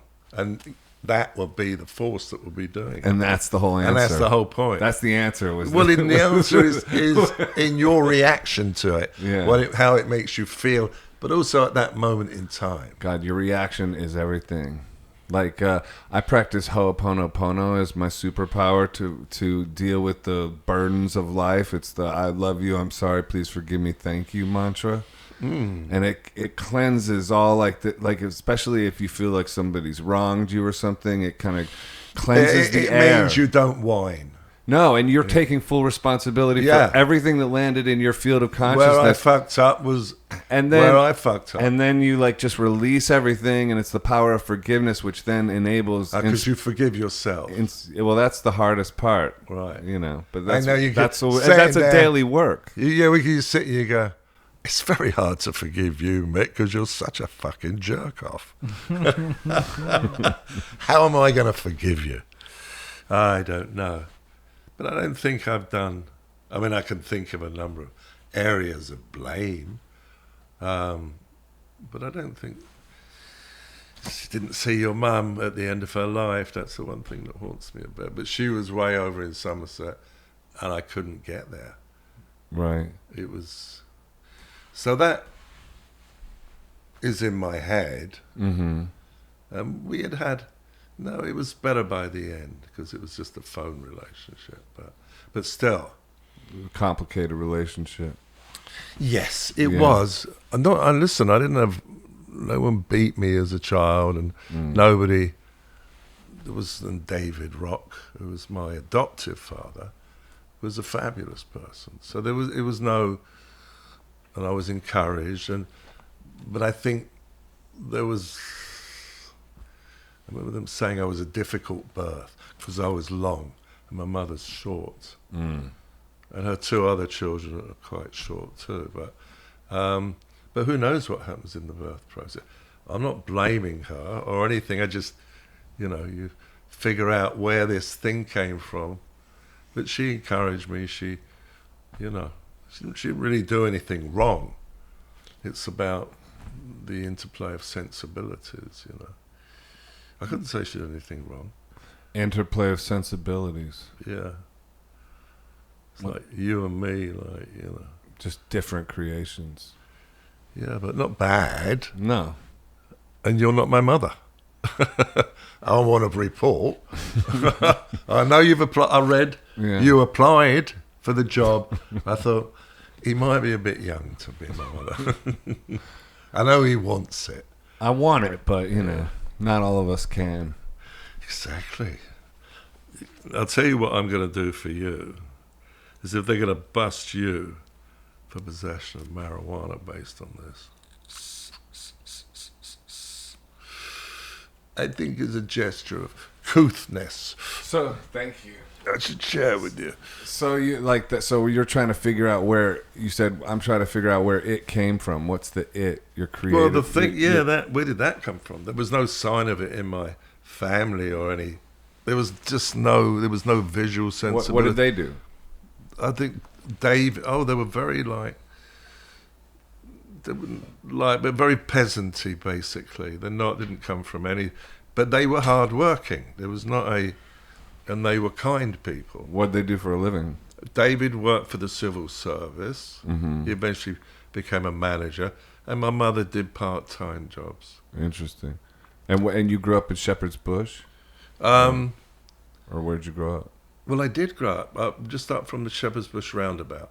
That was the first 7 years of my life. But do you know Shepherd's Bush? Yeah. Yeah. I played Shepherd's Bush Empire before. Oh, okay, yeah. Yeah. No, I love it there. That's where that cool rock and roll hotel is right there, too. I forget what it's called. You mean the Columbia? I don't know if that's what it's called, but the one Bowie like shot, or the Ziggy Stardust picture. Yeah, of course. There's a hotel there. I forget what it's called. But Rock and Roll Hotel. Rock and Roll Hotel. I mean, how did it get to all this? That's what when things say people going to be, is it going to be normal? Yeah, it was never that normal. Nothing's normal. Yeah. Yes, and what's your judgment? What's your barometer for what is normal? Well, there's obviously people with different barometers because they tell you. Yeah. Wait, so the first 7 years were in London, and then what? No, and then we moved to a council estate up on Putney Heath. Okay. And then I went to, I was good at exams, so I went to an English public school, and then I took my whatever they were, the GCEs, and then I got a scholarship to Cambridge. Yeah, which is like kind of crazy, right? Isn't that hard to get? Well, it was, but for whatever reason, in my year at that school, there was 7, and that was a big deal. I mean, it was a grammar school and it was a serious one, but I think we got 7 or 8 of us went to Oxford or Cambridge. That was their measurement. It was England in the late 60s. You go, well, if you can get to Oxford or Cambridge, it's the idea of those places too, and also they're Masonic. They're not. Yes, they do have amazing choirs, and there's of course an overlay of Christianity, but there's a church there around Saxon Church that dates back, to the beginning of time almost. So it's in the and then I took LSD and saw Lord Byron scuttling around the corner with his club foot. How old were you when you first took LSD? I don't know, 18 or 19. I mean, I wasn't a 15-year-old. Right. I was, my first time. Yeah, I could see that. 15. Yeah. And something happened very young to him. And I tripped hard, yeah. Yeah. So did your mom ever, did she, love your work in the end, or did she respect what you did? Yeah, I think she thought I wasn't serious, because she thought, you got a scholarship to Cambridge, you're going to do you call yourself a rock and roll photographer or pop photographer, Michael? No, she didn't. Until I started to come up with these beautiful limited edition books. So certainly she got the Genesis Bowie book that David and I did. But we did that in 2002, I think. 2002, 2003. Then we did another one for Tasha. Not long before he died. But before that, you never really got sort of validated from her. Not really. Right. But the trouble was, not so long later, she found a reason not to talk to me for 3 months. I did an interview with somebody, I suppose, you do interviews, and I was talking about cocaine. Mm-hmm. And this was, this is quite a while ago now. This would have been, I don't know, maybe 2008. So, I started to do, the interest in photography was coming on stronger and stronger. Yeah, you were doing lots of interviews. So, but she saw it, and she was encouraging young people to take this rubbish. Right. And she wouldn't talk. I mean, she's just a little English lady. Right. But she could be, she could But the psychological impact that relationship has is just so profound and unknowable and It was profound. Yeah. But once I took the LSD, it was gone. The LSD. It freed you. Put me in a whole other place. Yeah. And I was open to so many things. Yeah. And along with it came the photography. Right. How did that happen? I don't know. I liked the process. Yeah. Were you ever starstruck in the beginning? Well, not really. None of these people were so excessively famous Yeah. when I first met them. Cultish. Yeah, they were growing cults, though. And that was certainly true in England. I mean, although they all became a lot of them, like from Roxy Music, Queen, even a band called Cockney Rebel, who did very well in England and Europe. And so not all, some stuff crosses this way and some crosses, but not everything crosses the ocean. Mm-hmm. Either musically, popular musically, or with television, right? Look, what would I wonder what would have had the most repeats in England? Certainly, when I was young, would have been "I Love Lucy." It still pops up. Mm-hmm. So I think he was the brilliant businessman, Desi Arnaz, from what I can make out. Mm-hmm. They were the first power couple. Yeah, the trouble is, probably not. Desi wandered. No, I think like Douglas Fairbanks Jr. whatever. Yeah. But basically, yes. Right. As far as the modern world, but he. What were we talking about? Who knows? being starstruck. Oh no, but I Love Lucy. Yeah. One of my favourite programs. But she was pretty good. And then I've noticed her in some other like noir films. Yeah. And she was a nice looking lady. But So do you think like that whole like thing, like not getting the sort of validation, or like David Bowie had a complicated relationship with his mom? It seems like most people in rock and roll or great artists are motivated by this sort of like, dramatic relationship complex. Or the lack of a mother, which was the case with Lennon and McCartney. Right. Both their mums died young. Yeah. Yes, who knows what all this does? I mean, yeah, it does something. Definitely. But then you'd have to live inside somebody's trousers all their life to understand the changes. And nobody tells the truth. I mean, they tell the truth. I believe mostly what people tell me I believe, unless I have a reason not to believe it. Yeah. And mostly it doesn't matter whether I believe it or don't. It's just fun, the fun of the banter. Yeah. It's, but I don't think one should, certainly don't think one should lie to get over on somebody. I think that could disturb your sleep, you know? Yeah. To have that, and you see it in people sometimes, and you go, and you have fallen for it. Well, you just create bad energy, and you're the only one that, you know, you're affecting others, but you're primarily affecting yourself, living in a negative whirlwind where you that's the whole point of the breathing, the meditation, the yoga, is to take care of the inside and to try to keep the organs. Yeah, the keep organs it clear and keep your psychological space clear so that like you can bring in love and cultivate it. Yeah, I mean, the being open to the spirit of the moment. There was a guy, and I talk. That's key. I talk about in the doc. You haven't seen the documentary. Shot, yeah. You have. Uh-huh. But at some point, I talk about Stanislavski, whom you may know, who is like the father of the of Lee Strasberg, but also a couple of other schools of acting.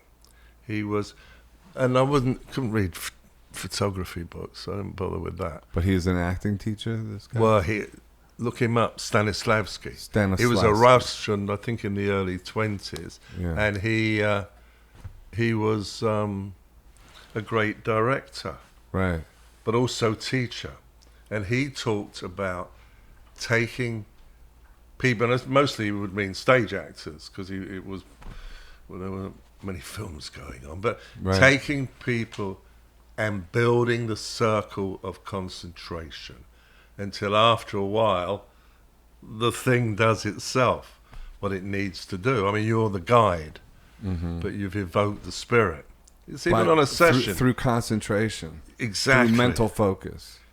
The concentrate, because what I always think is an illustration.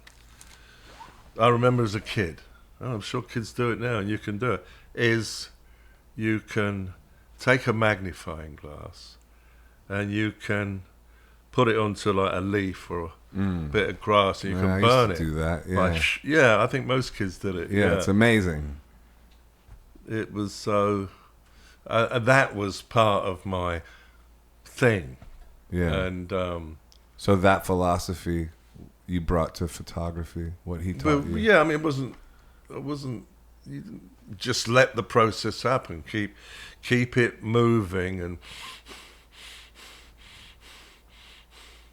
you can just, move it around, and then you can start to pick it off. Just pluck them out of the air. Like by doing that. Yeah. Well, it's there, ding dong, bing, Yeah.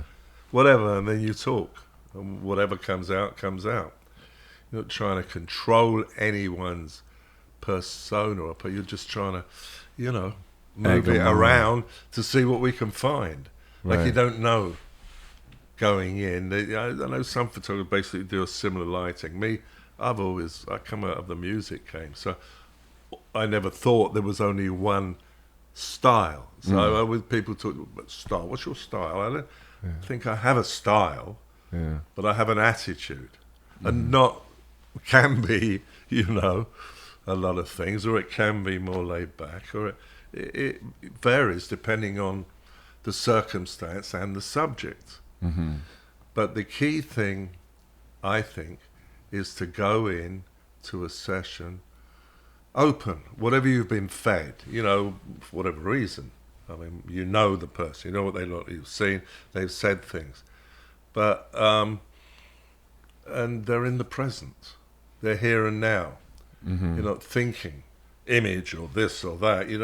It's not necessary, because you'll see things as you go along, especially with angles and faces, what works best. And you realize some people, and what is that image, And I mean, you think of Lou, everybody thinks of Lou Reed and Transformer, Right. and Queen and this. Yeah. And Iggy, if not the cover, the back bend, So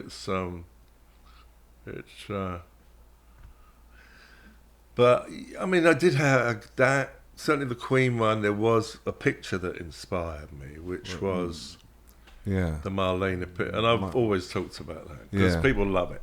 Right. I think Freddie and when I showed it to Freddie, the idea of being like legendary like Marlene Dietrich had a big appeal. So that's how. So he went and said to the band, but no. So in that case, there was a vision beforehand and something. There was a basic one, but yes, that is true. Yeah. And there's one of David that I took in 220 with a black scarf. Yeah, that's powerful one. That's inspired directly by a photo of Picasso taken by, what was the big, not Richard Avedon, the other big fashion photographer in New York, Irving Penn, I believe, took it. And those images were lurking, and sometimes images come up while I'm shooting. Why did that? What about that made you want to do that with David? Well, the Picasso image. Well, I just wanted. I took a load of pictures that day, and I'm going to show them. Maybe I'll do a book of it, just of that, the last session we ever did, and because later on he wasn't doing it, he wasn't well. So, but why? Because, I think it's all in the looking. It's not an intellectual thing. Right. I mean, I don't know. It's like, I think it's more like the way a musician works, probably because I stuck around so many motherfuckers. Well, when I hear you talk, I think about like, okay, Jackson Pollock or something like that. The two kinds of artists to me are the ones that are more just chaos or action painters, and then there's the other ones that are like really like this, like super meticulous, and then there's like a whole sliding scale in between. I feel like you're more towards Jackson Pollock and like the spirit, spirit. But I remember once talking to someone about it. I don't know how they knew him. So of course he wasn't. It all looked so crazy, but he was actually drawing in the air. Yeah.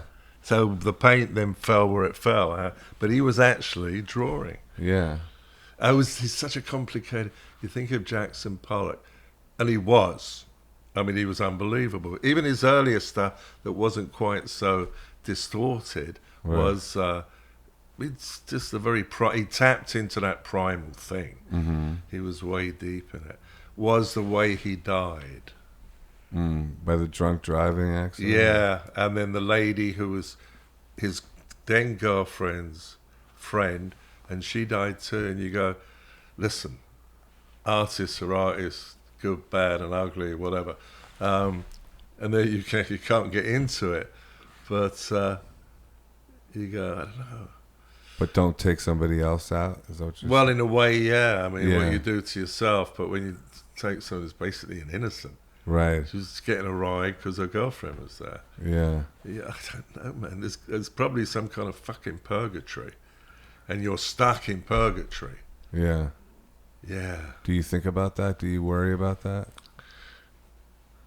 No, I don't think much about death. Even when they told me I nearly died, I didn't believe them, and I still don't believe them. I think it's something to do with the strength of the heart. Yeah.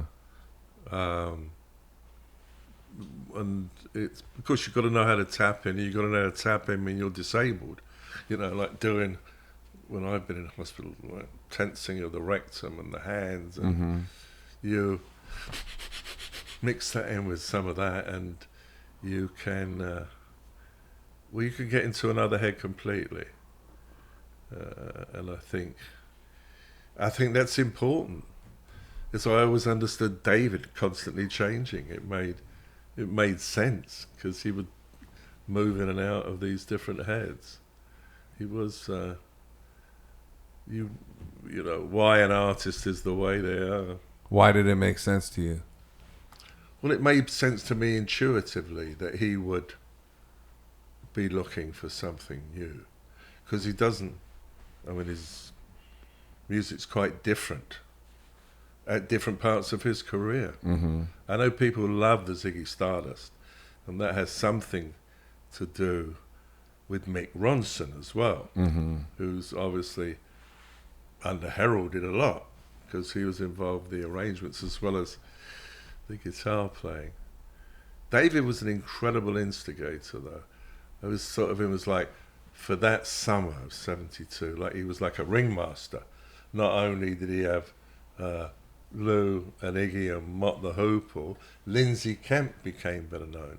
He was the guy that he learnt all the stagecrafts from. I got on the map. Mick Ronson was, you know. And David was the Holy Ghost of it, in a way. Like I was called him the ringmaster, but I think the Holy Ghost is always what drives everything, because you can't see manifestations of it. So there's people who don't believe in metaphysics, they don't believe in the metaphysical world. But it's, to me, electricity is metaphysical. Everything you is. You can't actually, when you get down to it, I don't know if that window blind is metaphysical, but it could be. It could affect the way the lighting comes through. But oh, you want to see some more stuff? Yeah, of course. Let me see what I got here. Help if I don't have to go. This might be the slightly more. I mean, look, that was an unlikely. I'm going to put some working on putting out stuff for this new book. Who's that? Well, that's Carly Simon. Carly Simon. Oh yeah, I did these wild Wow. pictures of her chewing the background, rolling about, spitting champagne at.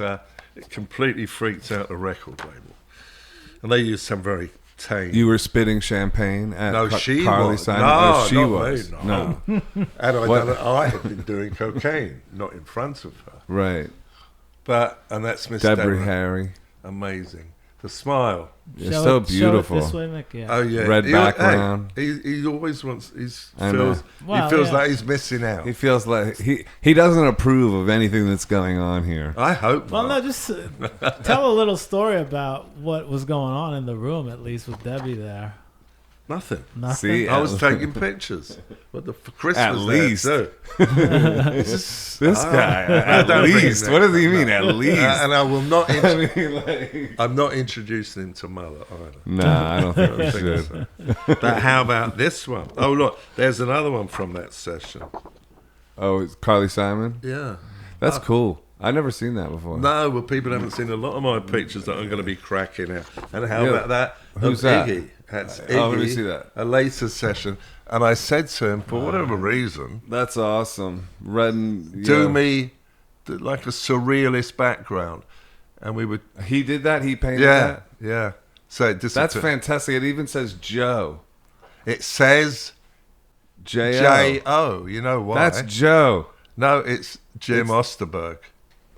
Okay, but it's also... I'm taking it more like... Cause it could be. No, you Joe. could have it as well. It's Joe. Okay, but yeah, Jim Osterberg. That makes sense. That's great.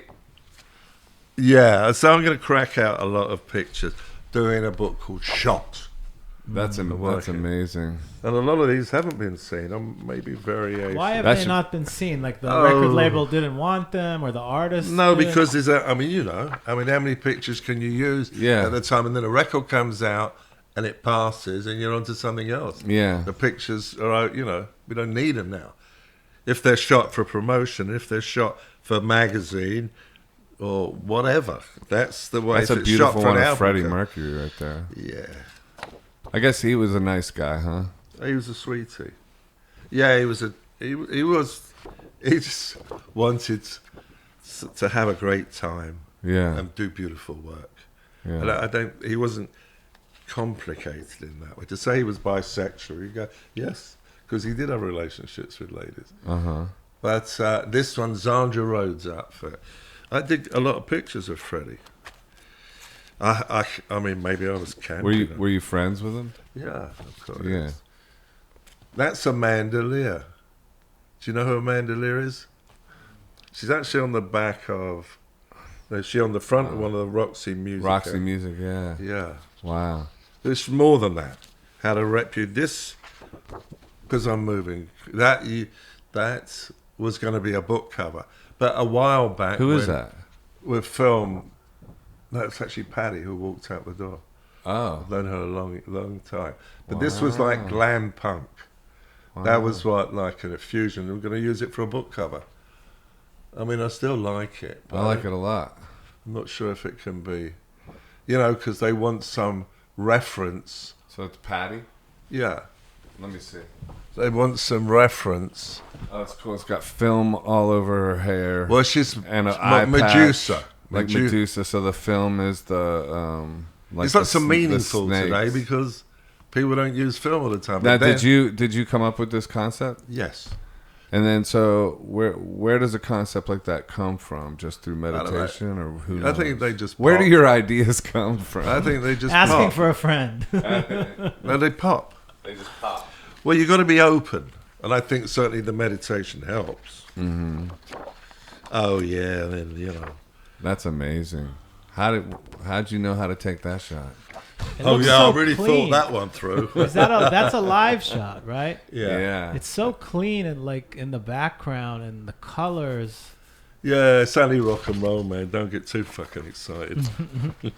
It's Iggy though, and then that's the one. Syd Now Barrett. somebody told me, and I can't fucking remember, that they had found out what was on the record label, and I've been trying to think of it, and I can't remember this person, and I think it wasn't that long ago. Maybe if I go to my emails, and in this, I've never seen Iggy that. looks like a kid there. Yeah, well, he was the youngest of Yeah. all of us. That's wild. He was the youngest. Where is that taken? That's taken in London at a Bowie party. Is that the same one where it's him and Jagger? What is it? No, it's David him, Lew and Iggy. That's the one. Yeah. The other then's that other one. But how about this? That's amazing. That's Syd Barrett. Wow. I've got a whole thing of these, but it's just a different thing. Look at him. Yeah. Anyway, this Andy Warhol getting pied. Did you ever meet Andy Warhol? Oh yeah, I shot him. Oh yeah. Yeah. What was he like? He was quite quiet. He didn't say a lot. He was very polite. I wish I had the picture. There's the photo of Jagger when Andy's eating that you took.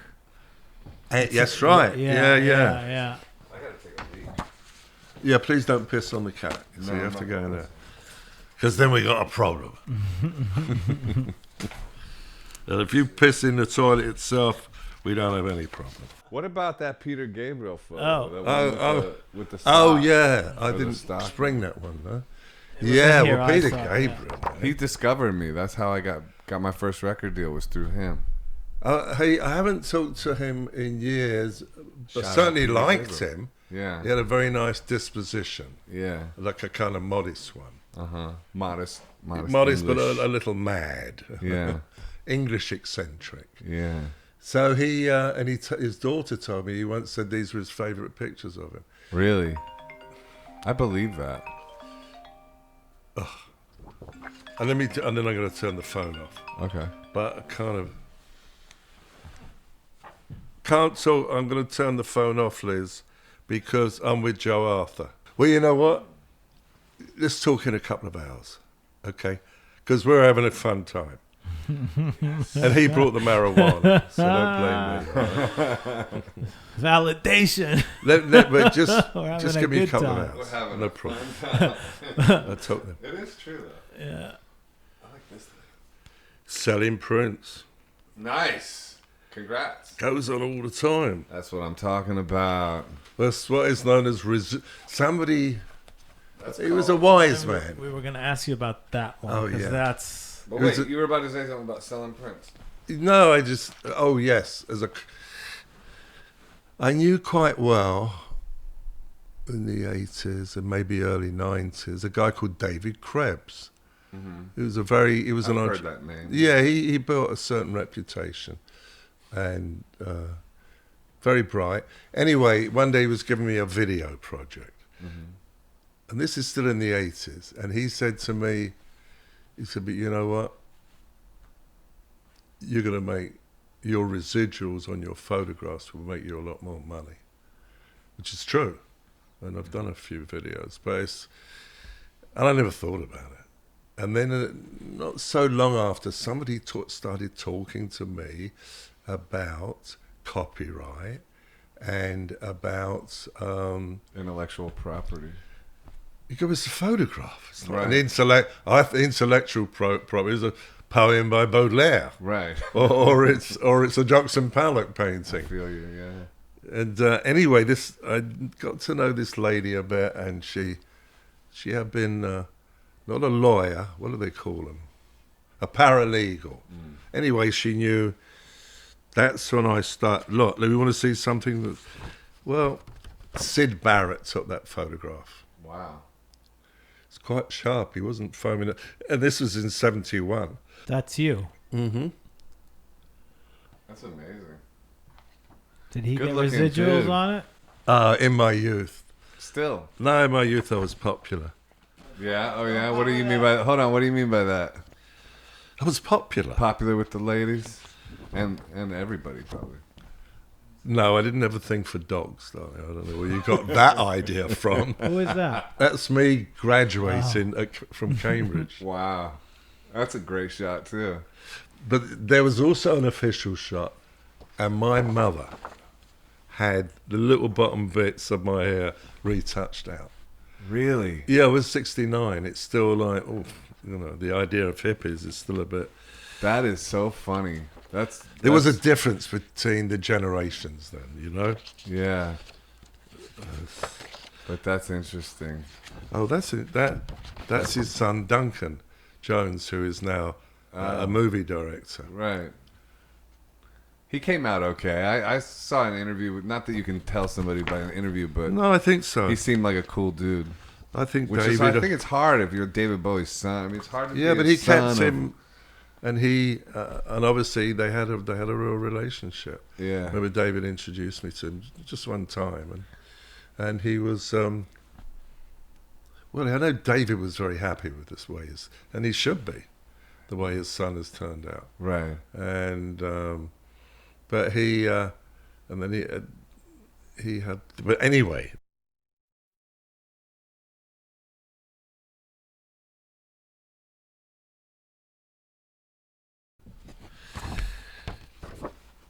As David, there aren't that many pictures out there of David with the spiders from Mars. Right. That was taken on the set of the Genie video we That's did. incredible. That's like a very like Ramonesy punk rock look. David with a leather jacket and jeans, and It was actually a plastic jacket, but it looked like that. Yeah, and then the whole like it looks like that sort of Ramones, but yeah, from Mars maybe. Like that's Yeah, it could be the idea. Ramones from Mars, but It's the cute, Ramones from Mars and cute. Yeah, cuter. cuter. That's true. Oh, how about this though? See, people don't expect. Ozzy, I love that. Wow. That's such a great photo. It's pretty, right? It's a pretty boy picture of Ozzy. Really, no other way to put it. Looks badass though, and he still has the hand tattoo thing, but he looks like he's 20. Well, I've got another one I showed too. It's a bit longer. How but was Ozzy back then? he was actually Fine? he was a sweet guy. Straightforward, cool. He dude. was not. Yeah, there was nothing weird about. He was very direct. I remember. I think he started his life down coal mines, so he was just glad to not be working in a coal Coal mine. mine, yeah. Lindsay Kemp, Yeah. if you know who he is, No. the mime choreographer who taught David all about makeup and mime, Oh, really? costume, yeah. And there's some pictures of them performing man. together. That factors into the whole glam look. Of Actually, course. that looks like a glam. Totally. Is that the sort of birthplace of glam? Yeah, I think is so. mime in a way. Yes, mime, but also Lindsay Kemp. Yeah, Lindsay Kemp. I mean, that looks like You want to see some of the pictures, and with dresses and. Yeah. But that, look at it. It's just a great. Yeah, you took that, huh? Mm-hmm. That's Patient incredible. Zero right there. Yeah. He actually Yeah. died last year, and he's a bit older than everybody else, but not that much. But he died while dancing. He was outside and probably doing some mime dancing thing, Wow. and he dropped down dead. So he died Dancing. as what was his manager's name? David Horton. For many years, that he was happy when he died. Wow. You know, he went out. Yeah, that's amazing. That's kind of like Lou doing Tai Chi on the day he died. Yeah. Never giving up on life, really. Ever. Also, still able to enjoy it. Yeah. That, of course, he did all the Rocky Horror Picture. Rocky Horror Picture This Show. outfit, without all the badges on. Now, did you think that was going to be so cult-like? And, like, that movie, too, man. Like, that's incredible. That thing Who was knew? so huge and crazy for a But while. it wasn't initially. No. For a couple of years, no one knew what to do with it. Right. And Richard O'Brien, that wrote it, once said, I remember he said, it was around the time, either I was on set with him or at his house, and he said, that's never going to work. He said, like the live one. He said, it's not even, this is his opinion. Yeah. It's not even funny.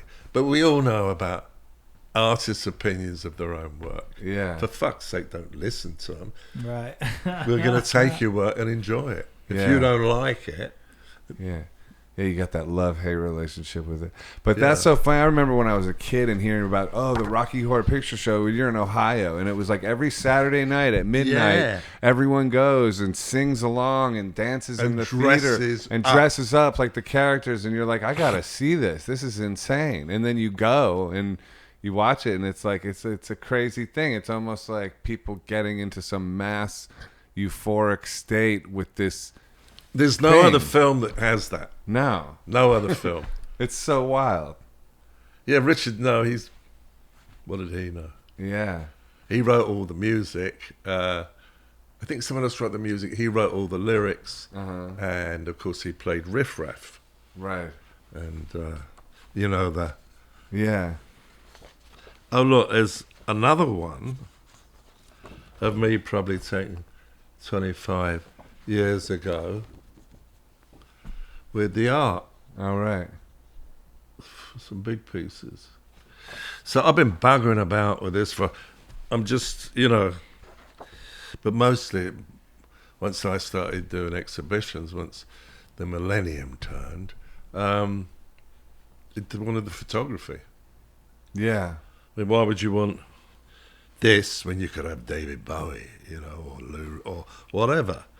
Well, But you think like an artist, and I okay, do. Yeah. I want to show, but I'm doing this book that will include all kinds of It's stuff. because then you go up against people that are like squares that think in that real square way, like they don't want to take the chances and stuff like that of going into some wild new direction. Yeah, then will it make me feel different and therefore uncomfortable? But that's what Andy Warhol said. He said, make art, and while everyone's talking about how bad it is, make more art. Like, to me, that's like the philosophy to live your life by. Yes, what are you going to do? Wake up in the morning and worry about someone else's opinion? Right. I mean, fuck that, Yeah. Go and have your opinion over there. I'll enjoy what I'm doing. Yeah. But the ultimate defense against that is just to keep doing stuff, because now you're working on something else anyway. You could think whatever you want about that shit I did last year. The ether owns it anyway. Unless there's money involved, and then I want my piece. That's Otherwise, the ether owns it. That's you and who? Oh, that's me and Syd Barrett. Syd, right. Wow. That's not the Madcap pictures. Who took that? It's the first selfie. He's like dude. Someone who was assisting. On a timer? No, someone who was assisting me. For nothing. Right. Come along. I pulled that that one. Wow. That's one of my favorites. Who's that? David. David. Yeah. Look at wow, the window. And he's praying. Well, that's what I call it. It looks like he is. I mean, you look at it in the eye, he's just thinking about it. Yeah. Did he pray, or did he believe in God, or do you know? He believed in the metaphysical, that's for sure. Yeah. And he touches on it at times. And what's Change is about, that's a very Buddhist song. And I believe he had a Buddhist burial. So, yes, he and Lou were both Buddhists. Lou had one too. Oh, that's me and Freddie Mercury when we look like sisters. Yeah, you guys did look like sisters. In fact, we look quite different, but somehow... You look similar in that. Yeah, there's brothers for sure. We're not fucking sisters. There it is. As a is that the one, or is that the the one, or variation? is that one from the it might be, contact sheet? or is it a variation? The contact sheet has one where he has his hands out. Yeah, well, I took a load. We're talking about the Queen, the famous Queen. This- That's Queen 2, right? This Yeah. one. Yeah. Yeah, and I The did album cover. Where sheer heart attack, but Marlena. Wait, what's Yeah. the story behind that album cover? The Queen 2. well, the photograph of Marlene that I showed Freddie, look. Yeah. And I had to light it a little bit different, but I had to move the light back a little bit more so their eyes are more hooded. But it's essentially the same lighting. Of course, this is... And again, I don't think I've ever cracked that out. Look. Who's that? I can't. That's Lou Is Reed that when he was Lou? blonde. Blonde, right. I love the blonde Lou period. Yeah, I've got some great pictures from that period. Yeah. On this one, you go, well... Yeah. That's awesome. Yeah, it's kind of cool, right? Yeah. I'll show you this. How about this one? You want Lou super? and David talking. You whispering want to each other. super cool? Oh, is that Syd. Oh, Syd Barrett. I call it indecision. Yeah. 'Cause I love that picture. Yeah, that's great. That's from the Madcap period. Yeah. So he's got the T-shirt with the tie dye. Oh yeah, and David did sleep sometimes. He's got such an innocent look on his face. Yeah. But David yeah. Bowie. Sleeping. Oh, I Sleeping. got a lot of I gotta pictures. keep the radio people engaged. What is that one? That was a Kate Moss Okay. wearing like Maggie Backman T-shirt. Got a whole load of pictures of her, including wearing T-shirts of David, Lou, and Iggy. Right. Those three, whatever they've haunted me. Oh, that's That's Mick Rod and- Stewart, Mick yeah. Jagger. I've got a whole series of them. And the police. Is that a real police officer? Oh yeah, it is. What were they doing? It was a friend's house on Portobello Road, and Ronnie's in there too. Ronnie Wood. In the middle. Yeah, and I knew her. She was from a family who had a bit of money, and nice lady. What, the lady's house you were at? Yeah, so there was going to be a party, and I went over and hung out, and then Ronnie was there, and then the others came. So it was Rod and Jeff Beck, and Jeff Beck, the best guitar player, man. he could. I mean, I never thought because he wasn't flashy. Yeah. Because he was this whole other thing. I never really listened a lot to Jeff Beck, you know. But that was when they were in the Faces. No. No? No. Well, no, this would be 75, I think. I'm not. So was he still in the Faces? Yeah, well, it was something between these two, Rod and Mick, whatever. But I think the Faces were ended by then. I think They were just probably hanging out. Yeah, well, I think they remained good friends. They weren't a couple of old quees. I thought that's got a certain je ne sais quoi. Mick Jagger and Lou Reed dancing. Wow. Wasn't Mick Jagger like a kind of obsessed with Lou for a while? Like he would go like to Lou's gigs? He pretended he wasn't like, but you know, whatever. I don't know. Oh, you want to see it? Yeah. So at that time, were you starstruck by Mick Jagger or not? Because he was already, the Stones were... Yeah, but I was already far enough inside the hip part of the community that I never thought about it. Got it. It wasn't like... I never thought like that. Did you shoot the Stones? I shot them in performance and I shot these party ones, but not... Not proper. No. Now, when you were doing this, were you thinking to yourself like, oh, okay, I'm definitely going to just keep making a living doing this forever, or were you thinking I'm going to have to find some other things to do, or what was your headspace like? I didn't question it. It just kept going. You just kept going. Yeah, in the early days, sometimes I would do these interviews, certainly up to about 76. And then I'd do a bit of art direction. And then it was, didn't need a lot of money at first. But I can't really, when you see that documentary, it's hard to see the trajectory. It's like at one point I was saying I wasn't sure where I was going, but I was going to go in that direction. And that's basically, and then things come to you and you interact and things grow. It's... life unfolds. Well, it does, It doesn't wait for our permission to unfold the way it does. Right. But is it written? It is written. It's like the Omar Sharif talking to Peter O'Toole in one of them. I love it because Peter O'Toole is ridiculous in Lawrence of Arabia.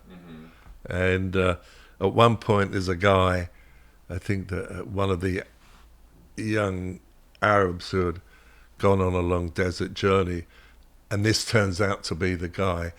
But because in order not to have these two tribes get antagonized, he takes it on, and then he realizes he'd had this thing, this closeness because of the experience, but he has to kill him. And then you go, wow. That's such an extraordinary film, I think. I mean, it happens to be about a certain kind of Brits and at a certain time, but it as a personality, there was an aberration to him that made him. You can't beat an aberrated artist, Joe. So when I came in here, you were like, life goes by so fast. Yeah, well, I was thinking it must have been ages ago that I saw you, and I may have seen you since at a party or so, but since I'd shot you, that's over a decade ago. Oh, I see. I thought you were talking about in general, life goes by fast. Do you? Well, I was, but I was also. Yeah. Do you think it does, or do you think it goes by slow? No, I think life is like a rocket ship, but sometimes you can catch the breath of the moment, and that's a relief. Yeah. I mean, you can be in the middle of being very busy, but just let it all go. Yeah. None of it has to make any sense. I find it's wild. The only way to get into the moment is to quiet the mind. Well, the breathing helps to quiet the mind. Yeah. And also the breath holding. Yeah. Breath holding, that's really important. Because my brain goes, I feel it going around into the pineal gland. When you do those breathing things, how long will you do it for? Like sometimes an hour or something like that, or you just? I don't hold it for an hour. No, but yes, can do. Haven't done lately, but sometimes I do. Yeah. But I also just.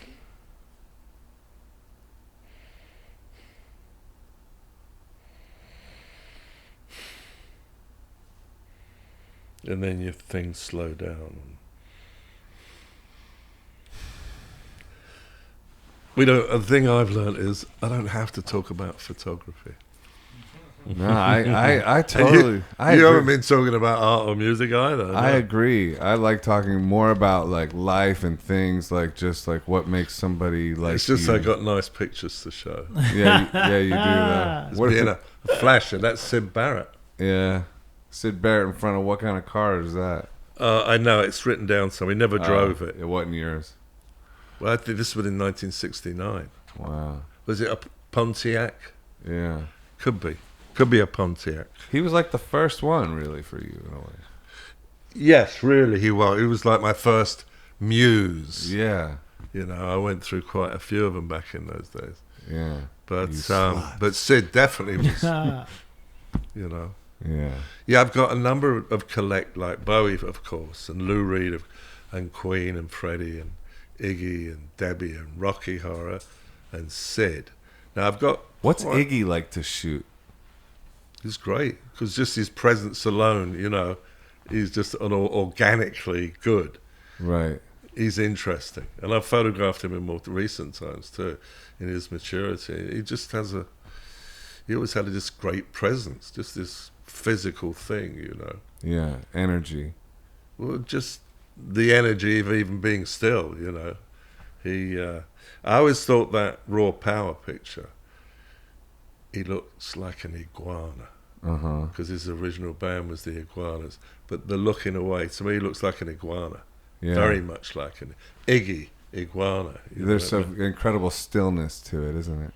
Yeah, like you get with an iguana, which huge amount of energy and then... Stand still. Yeah. Yes. That's look, wild. This was taken in 71 of Syd in his mum's back garden. This was an out from the end of the century. Yeah, that's a great one. Joey and the boys. That's a different one, and this one actually, because on the actual cover, they are not wearing the leather jackets. But then I said, well, we've got to do some with the leather jackets. That's kind of your image. And then Debbie is always a lot of fun. And, oh, look, yeah, about that. Those two rascals. Lou and Ig. I like the way he's like rubbing his nose, you know. Yeah. What oh, that's Freddie with Mary Austin, to whom he left his estate. Very nice lady. Oh, he left his estate to her. Huh? Oh yeah, throughout his life she was around, even when he got deep into the gay factor. Now these were called the Cycle Sluts. This is in London, sometime in the early 70s, and they were doing a show.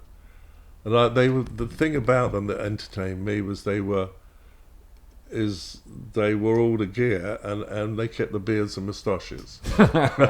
They were out of San Francisco. I remember that. That's pretty good. Oh, there's Lou.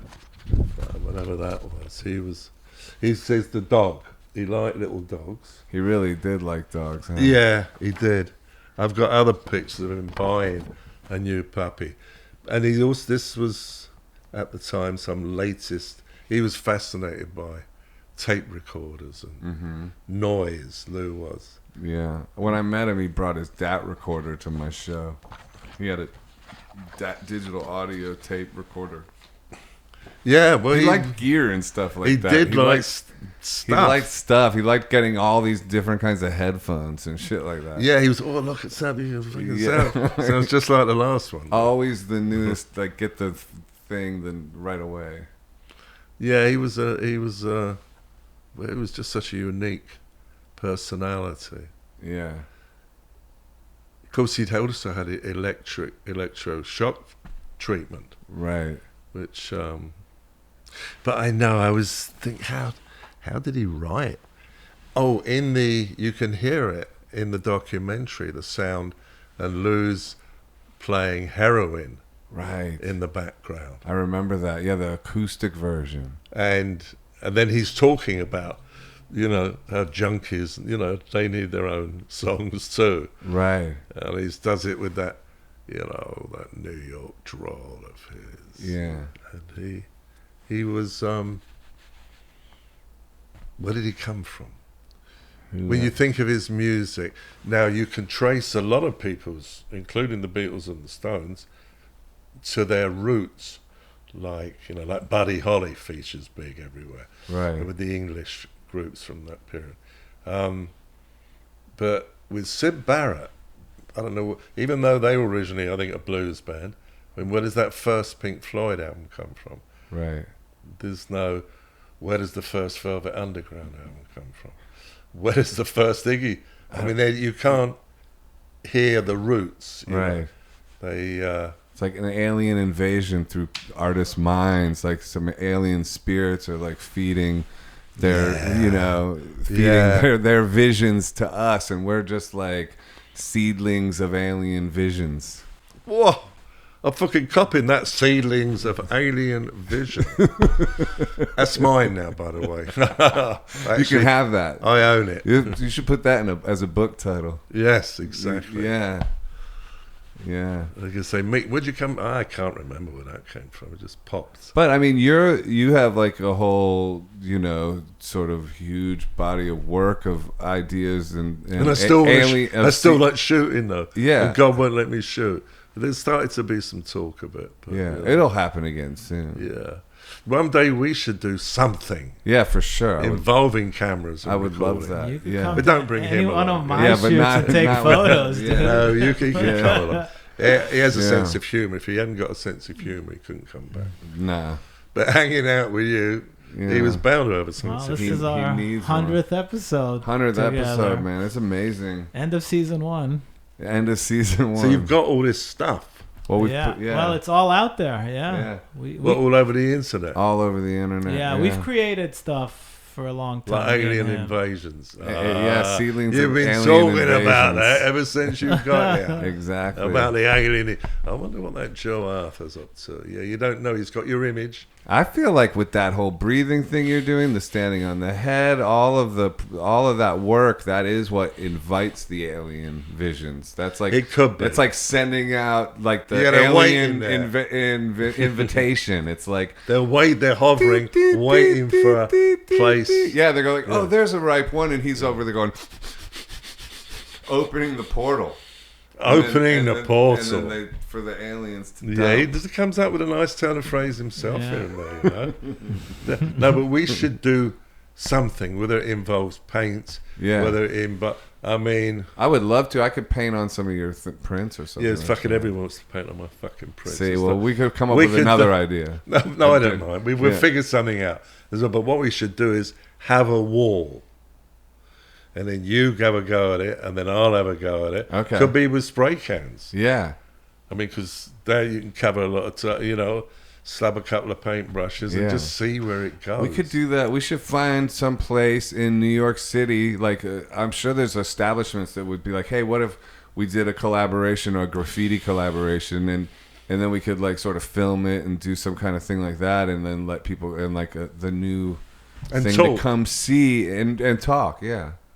And let's do that. We'll do that we could do that as like a follow-up. As a follow-up. We could do it right outside here. We just have to set up the stuff. No, we should do it in the city though. Because then people should come in. We need the energy. The cojones. We need the cojones. We have those. Yeah. Well, let's do that. You got That's that. Established. We got to do that. That's a great idea. Well, I think so. Mutual graffiti. Nice. Yeah. You heard it here first, people. Could be, could be bing. Bang. I mean, whatever it turns into, it'll be great. So, and you got to find a place. Yeah, we'll start thinking about it. No, we'll find one. I'll find one this week. Yeah? Yeah. Okay, well... Yeah, with an idea like this, you got to go with it, or else While it's Yeah. fresh. While Well, it's because fresh. it's not... It's Yeah. not fenced in. You have to pop it out of the air. Can't fence it in. Can't fence Don't it. fence me in, That's Jack. where I was Don't going. fence me in. Wait. That's a good song. Yeah. Nice. That's like Don't let me down. Yeah, that one. that's a cool one. Also, what's that one? Don't come around here no Oh, more. yeah. That's a great Tom Petty. silly bugger. Did you ever?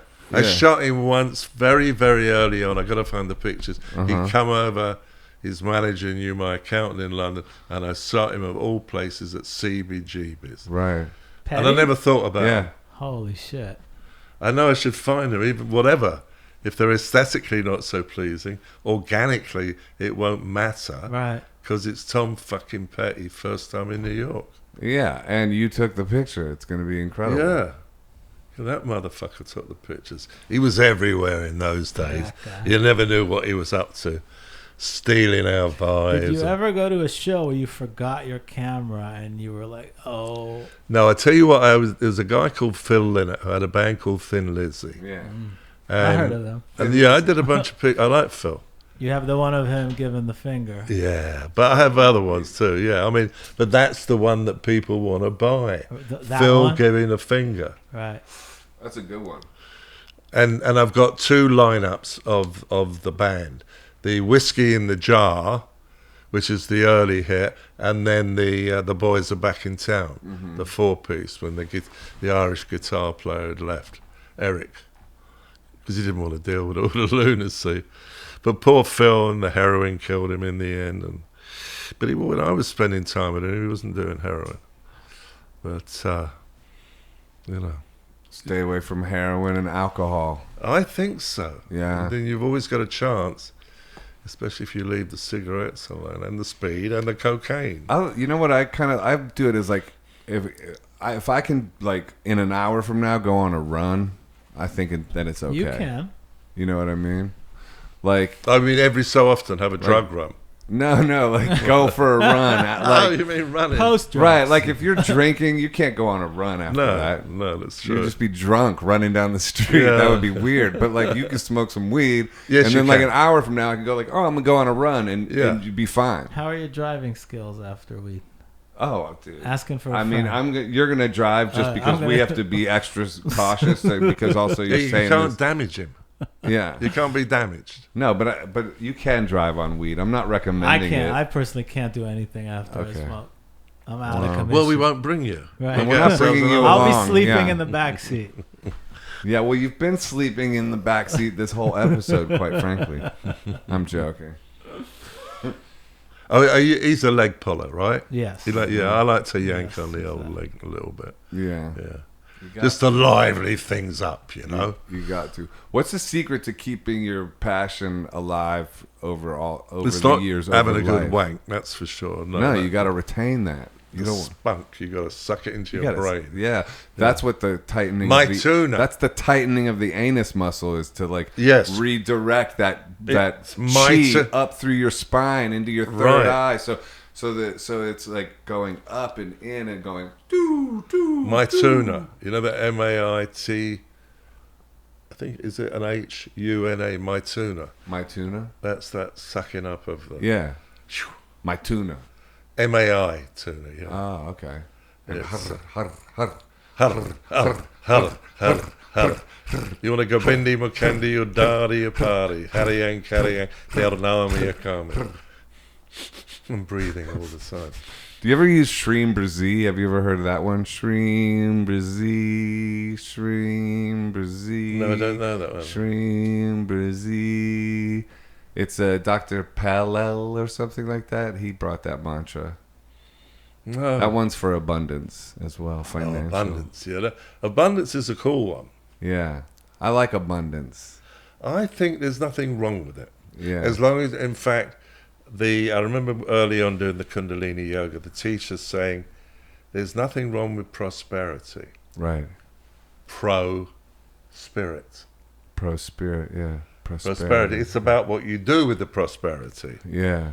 not the facts of it. And I always thought, oh, that's very interesting. Isn't that interesting the way words are like everything's right there in the open, what things are Yes, pro you spirit. have to poke about a bit of poking about, and sometimes things just pop up for you. Yeah. Where if like somebody wants to start with Kundalini, what do you recommend them getting started? You could go to a class. Go to There's a class. Yeah, you can't beat that, and to build your enthusiasm too. Yeah, that's the super kooky yoga that I haven't done much of, but I want to. I'm into all that stuff. But like I can tell, and the breathing. Yeah. So what's the secret? Like, I guess we got to wrap it up because he's got to go. But like, he's sick of it. He's No, sick I of it have all. I have a live stream shoot that I'm But doing. what's the secret? Like, what's the secret to keeping your passion and your spirit alive through life? I do believe that certain psychophysical practices are part of it. I do. I think the fact that there's no doubt through all my ups and downs that I can wake up in the morning and not be enthused by the time I'm ready to shoot. I'm totally enthused. So methods, Right. That's certain so kind true. of practices and methods, and that have been going on probably for hundreds, thousands of years. Yeah. It's not like I really do. I really do believe, in my case, yes. So, it's still showtime. It is still You know? showtime. Yeah, we got to have showtime. Yeah. And you go into the bubble or into the secret garden, and when you're ferreting about in there, all kinds of things can happen. Yeah. And nothing negative. It's the magic garden. That's where you go. Yeah. And there is no negativity.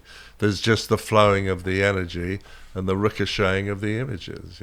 Yeah. You got to ricochet a few images. The ricochet. The ricochet of the images. The ricochet. That's amazing. I What, love that. Yeah, the ricocheting of the images. He'll fucking steal it. It'll in be the on secret next garden. book. That's Yeah. in the magic garden. Well, I think, Yeah. and it takes, but you have that. It's not that I talk like this to everybody. I mean, I'm sure I'll mention yoga and certain things, but your spirit, Yeah. what you emanate, I know. We can fucking talk about music. We're going to talk about this other stuff. I love talking about that other stuff. Oh, that Yeah, other I stuff. love it because it's inspiring because like even today I woke up unenthused in a way. you're Not about this, about like I was like depressed about something.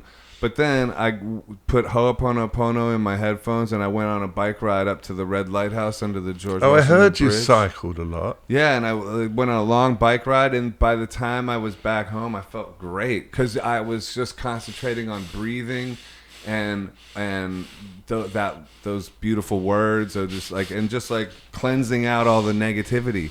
Like what you're saying though, like you can wake up unenthused, and by the time it's time for a shoot, By go time. by go time you're enthused, and that's like Here the I am. secret. Yes. I don't Yeah. look so In good all anymore. your glory. You But, look great. yes. Yeah. By the no. way, you look fucking as good as ever. Is he looking for a boyfriend? I am. Man, but thank you for doing this, man. My It's been, pleasure. It's really been an honor, honestly, a privilege. Yeah, well, I said he's very good because he He's stays amazing. on it. Thank you, Ehud. No, he stays Ehud on it. rocks. No, we're he- gonna try here, and then we're gonna Yeah, this, yeah, and yeah. then that, and then He anchors the There's whole a lot thing. behind the scenes. Yeah. I am in Back. front of the scenes, man. yeah. No, you're cool. Yeah. No, but You can bring him next time when but we do our special but project. Mick You can was bring him. very kind from the get-go. He was like, "Absolutely, I'll do it." I remember Joe, and let's. do Yeah, it. well, that fucking Joe Arthur. Well, he's a cunt. We'll He's a definitely cunt. talk to him. I don't think you said that enough on the podcast. Oh, I hope You need to I say did. it one more time. Didn't I? Because I did remember there was an audience that I offended a bit when I was being a bit too, playful. You got that carb that you're forgetting about. Oh yeah, the whole. The hole. The whole Fire in the carb. hole. It's called a carb. It's called a carb. I didn't know that. Yeah. It's a Learn lingo. something new every day.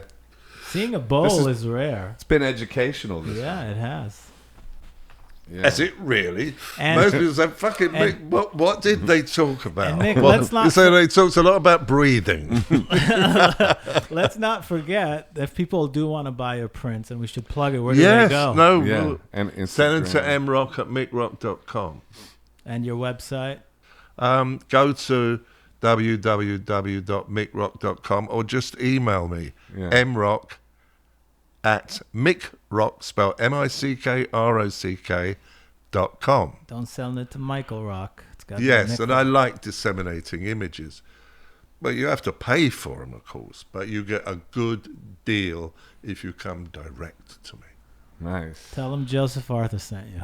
Oh, yeah. Get a discount. Promo code. Yeah. Promo code come to where Yes. I'm from podcast. Promo code. Come to where I'm from. That's It's right. Giuseppe. You get extra, Yes. extra 5% Thank you. added Mick. on. All right. Giuseppe Arthur lured me into this depraved orgy this afternoon. Gobindi Mukandi Udari Apari. Harry and Carrie and Nirnami Akami. Gobindi Mukandi Udari Apari. Harry and Carrie and Nirnami Akami. Gobindi Mukandi Udari Apari. Harry and Carrie and Nirnami Akami. Yeah, they're going to lock him up later. All I'm right. going to fade out. Thanks, you. everybody. Number 100. God bless. Wow. That's pretty cool. You can only talk to 100 people. Yeah, so far. Wow.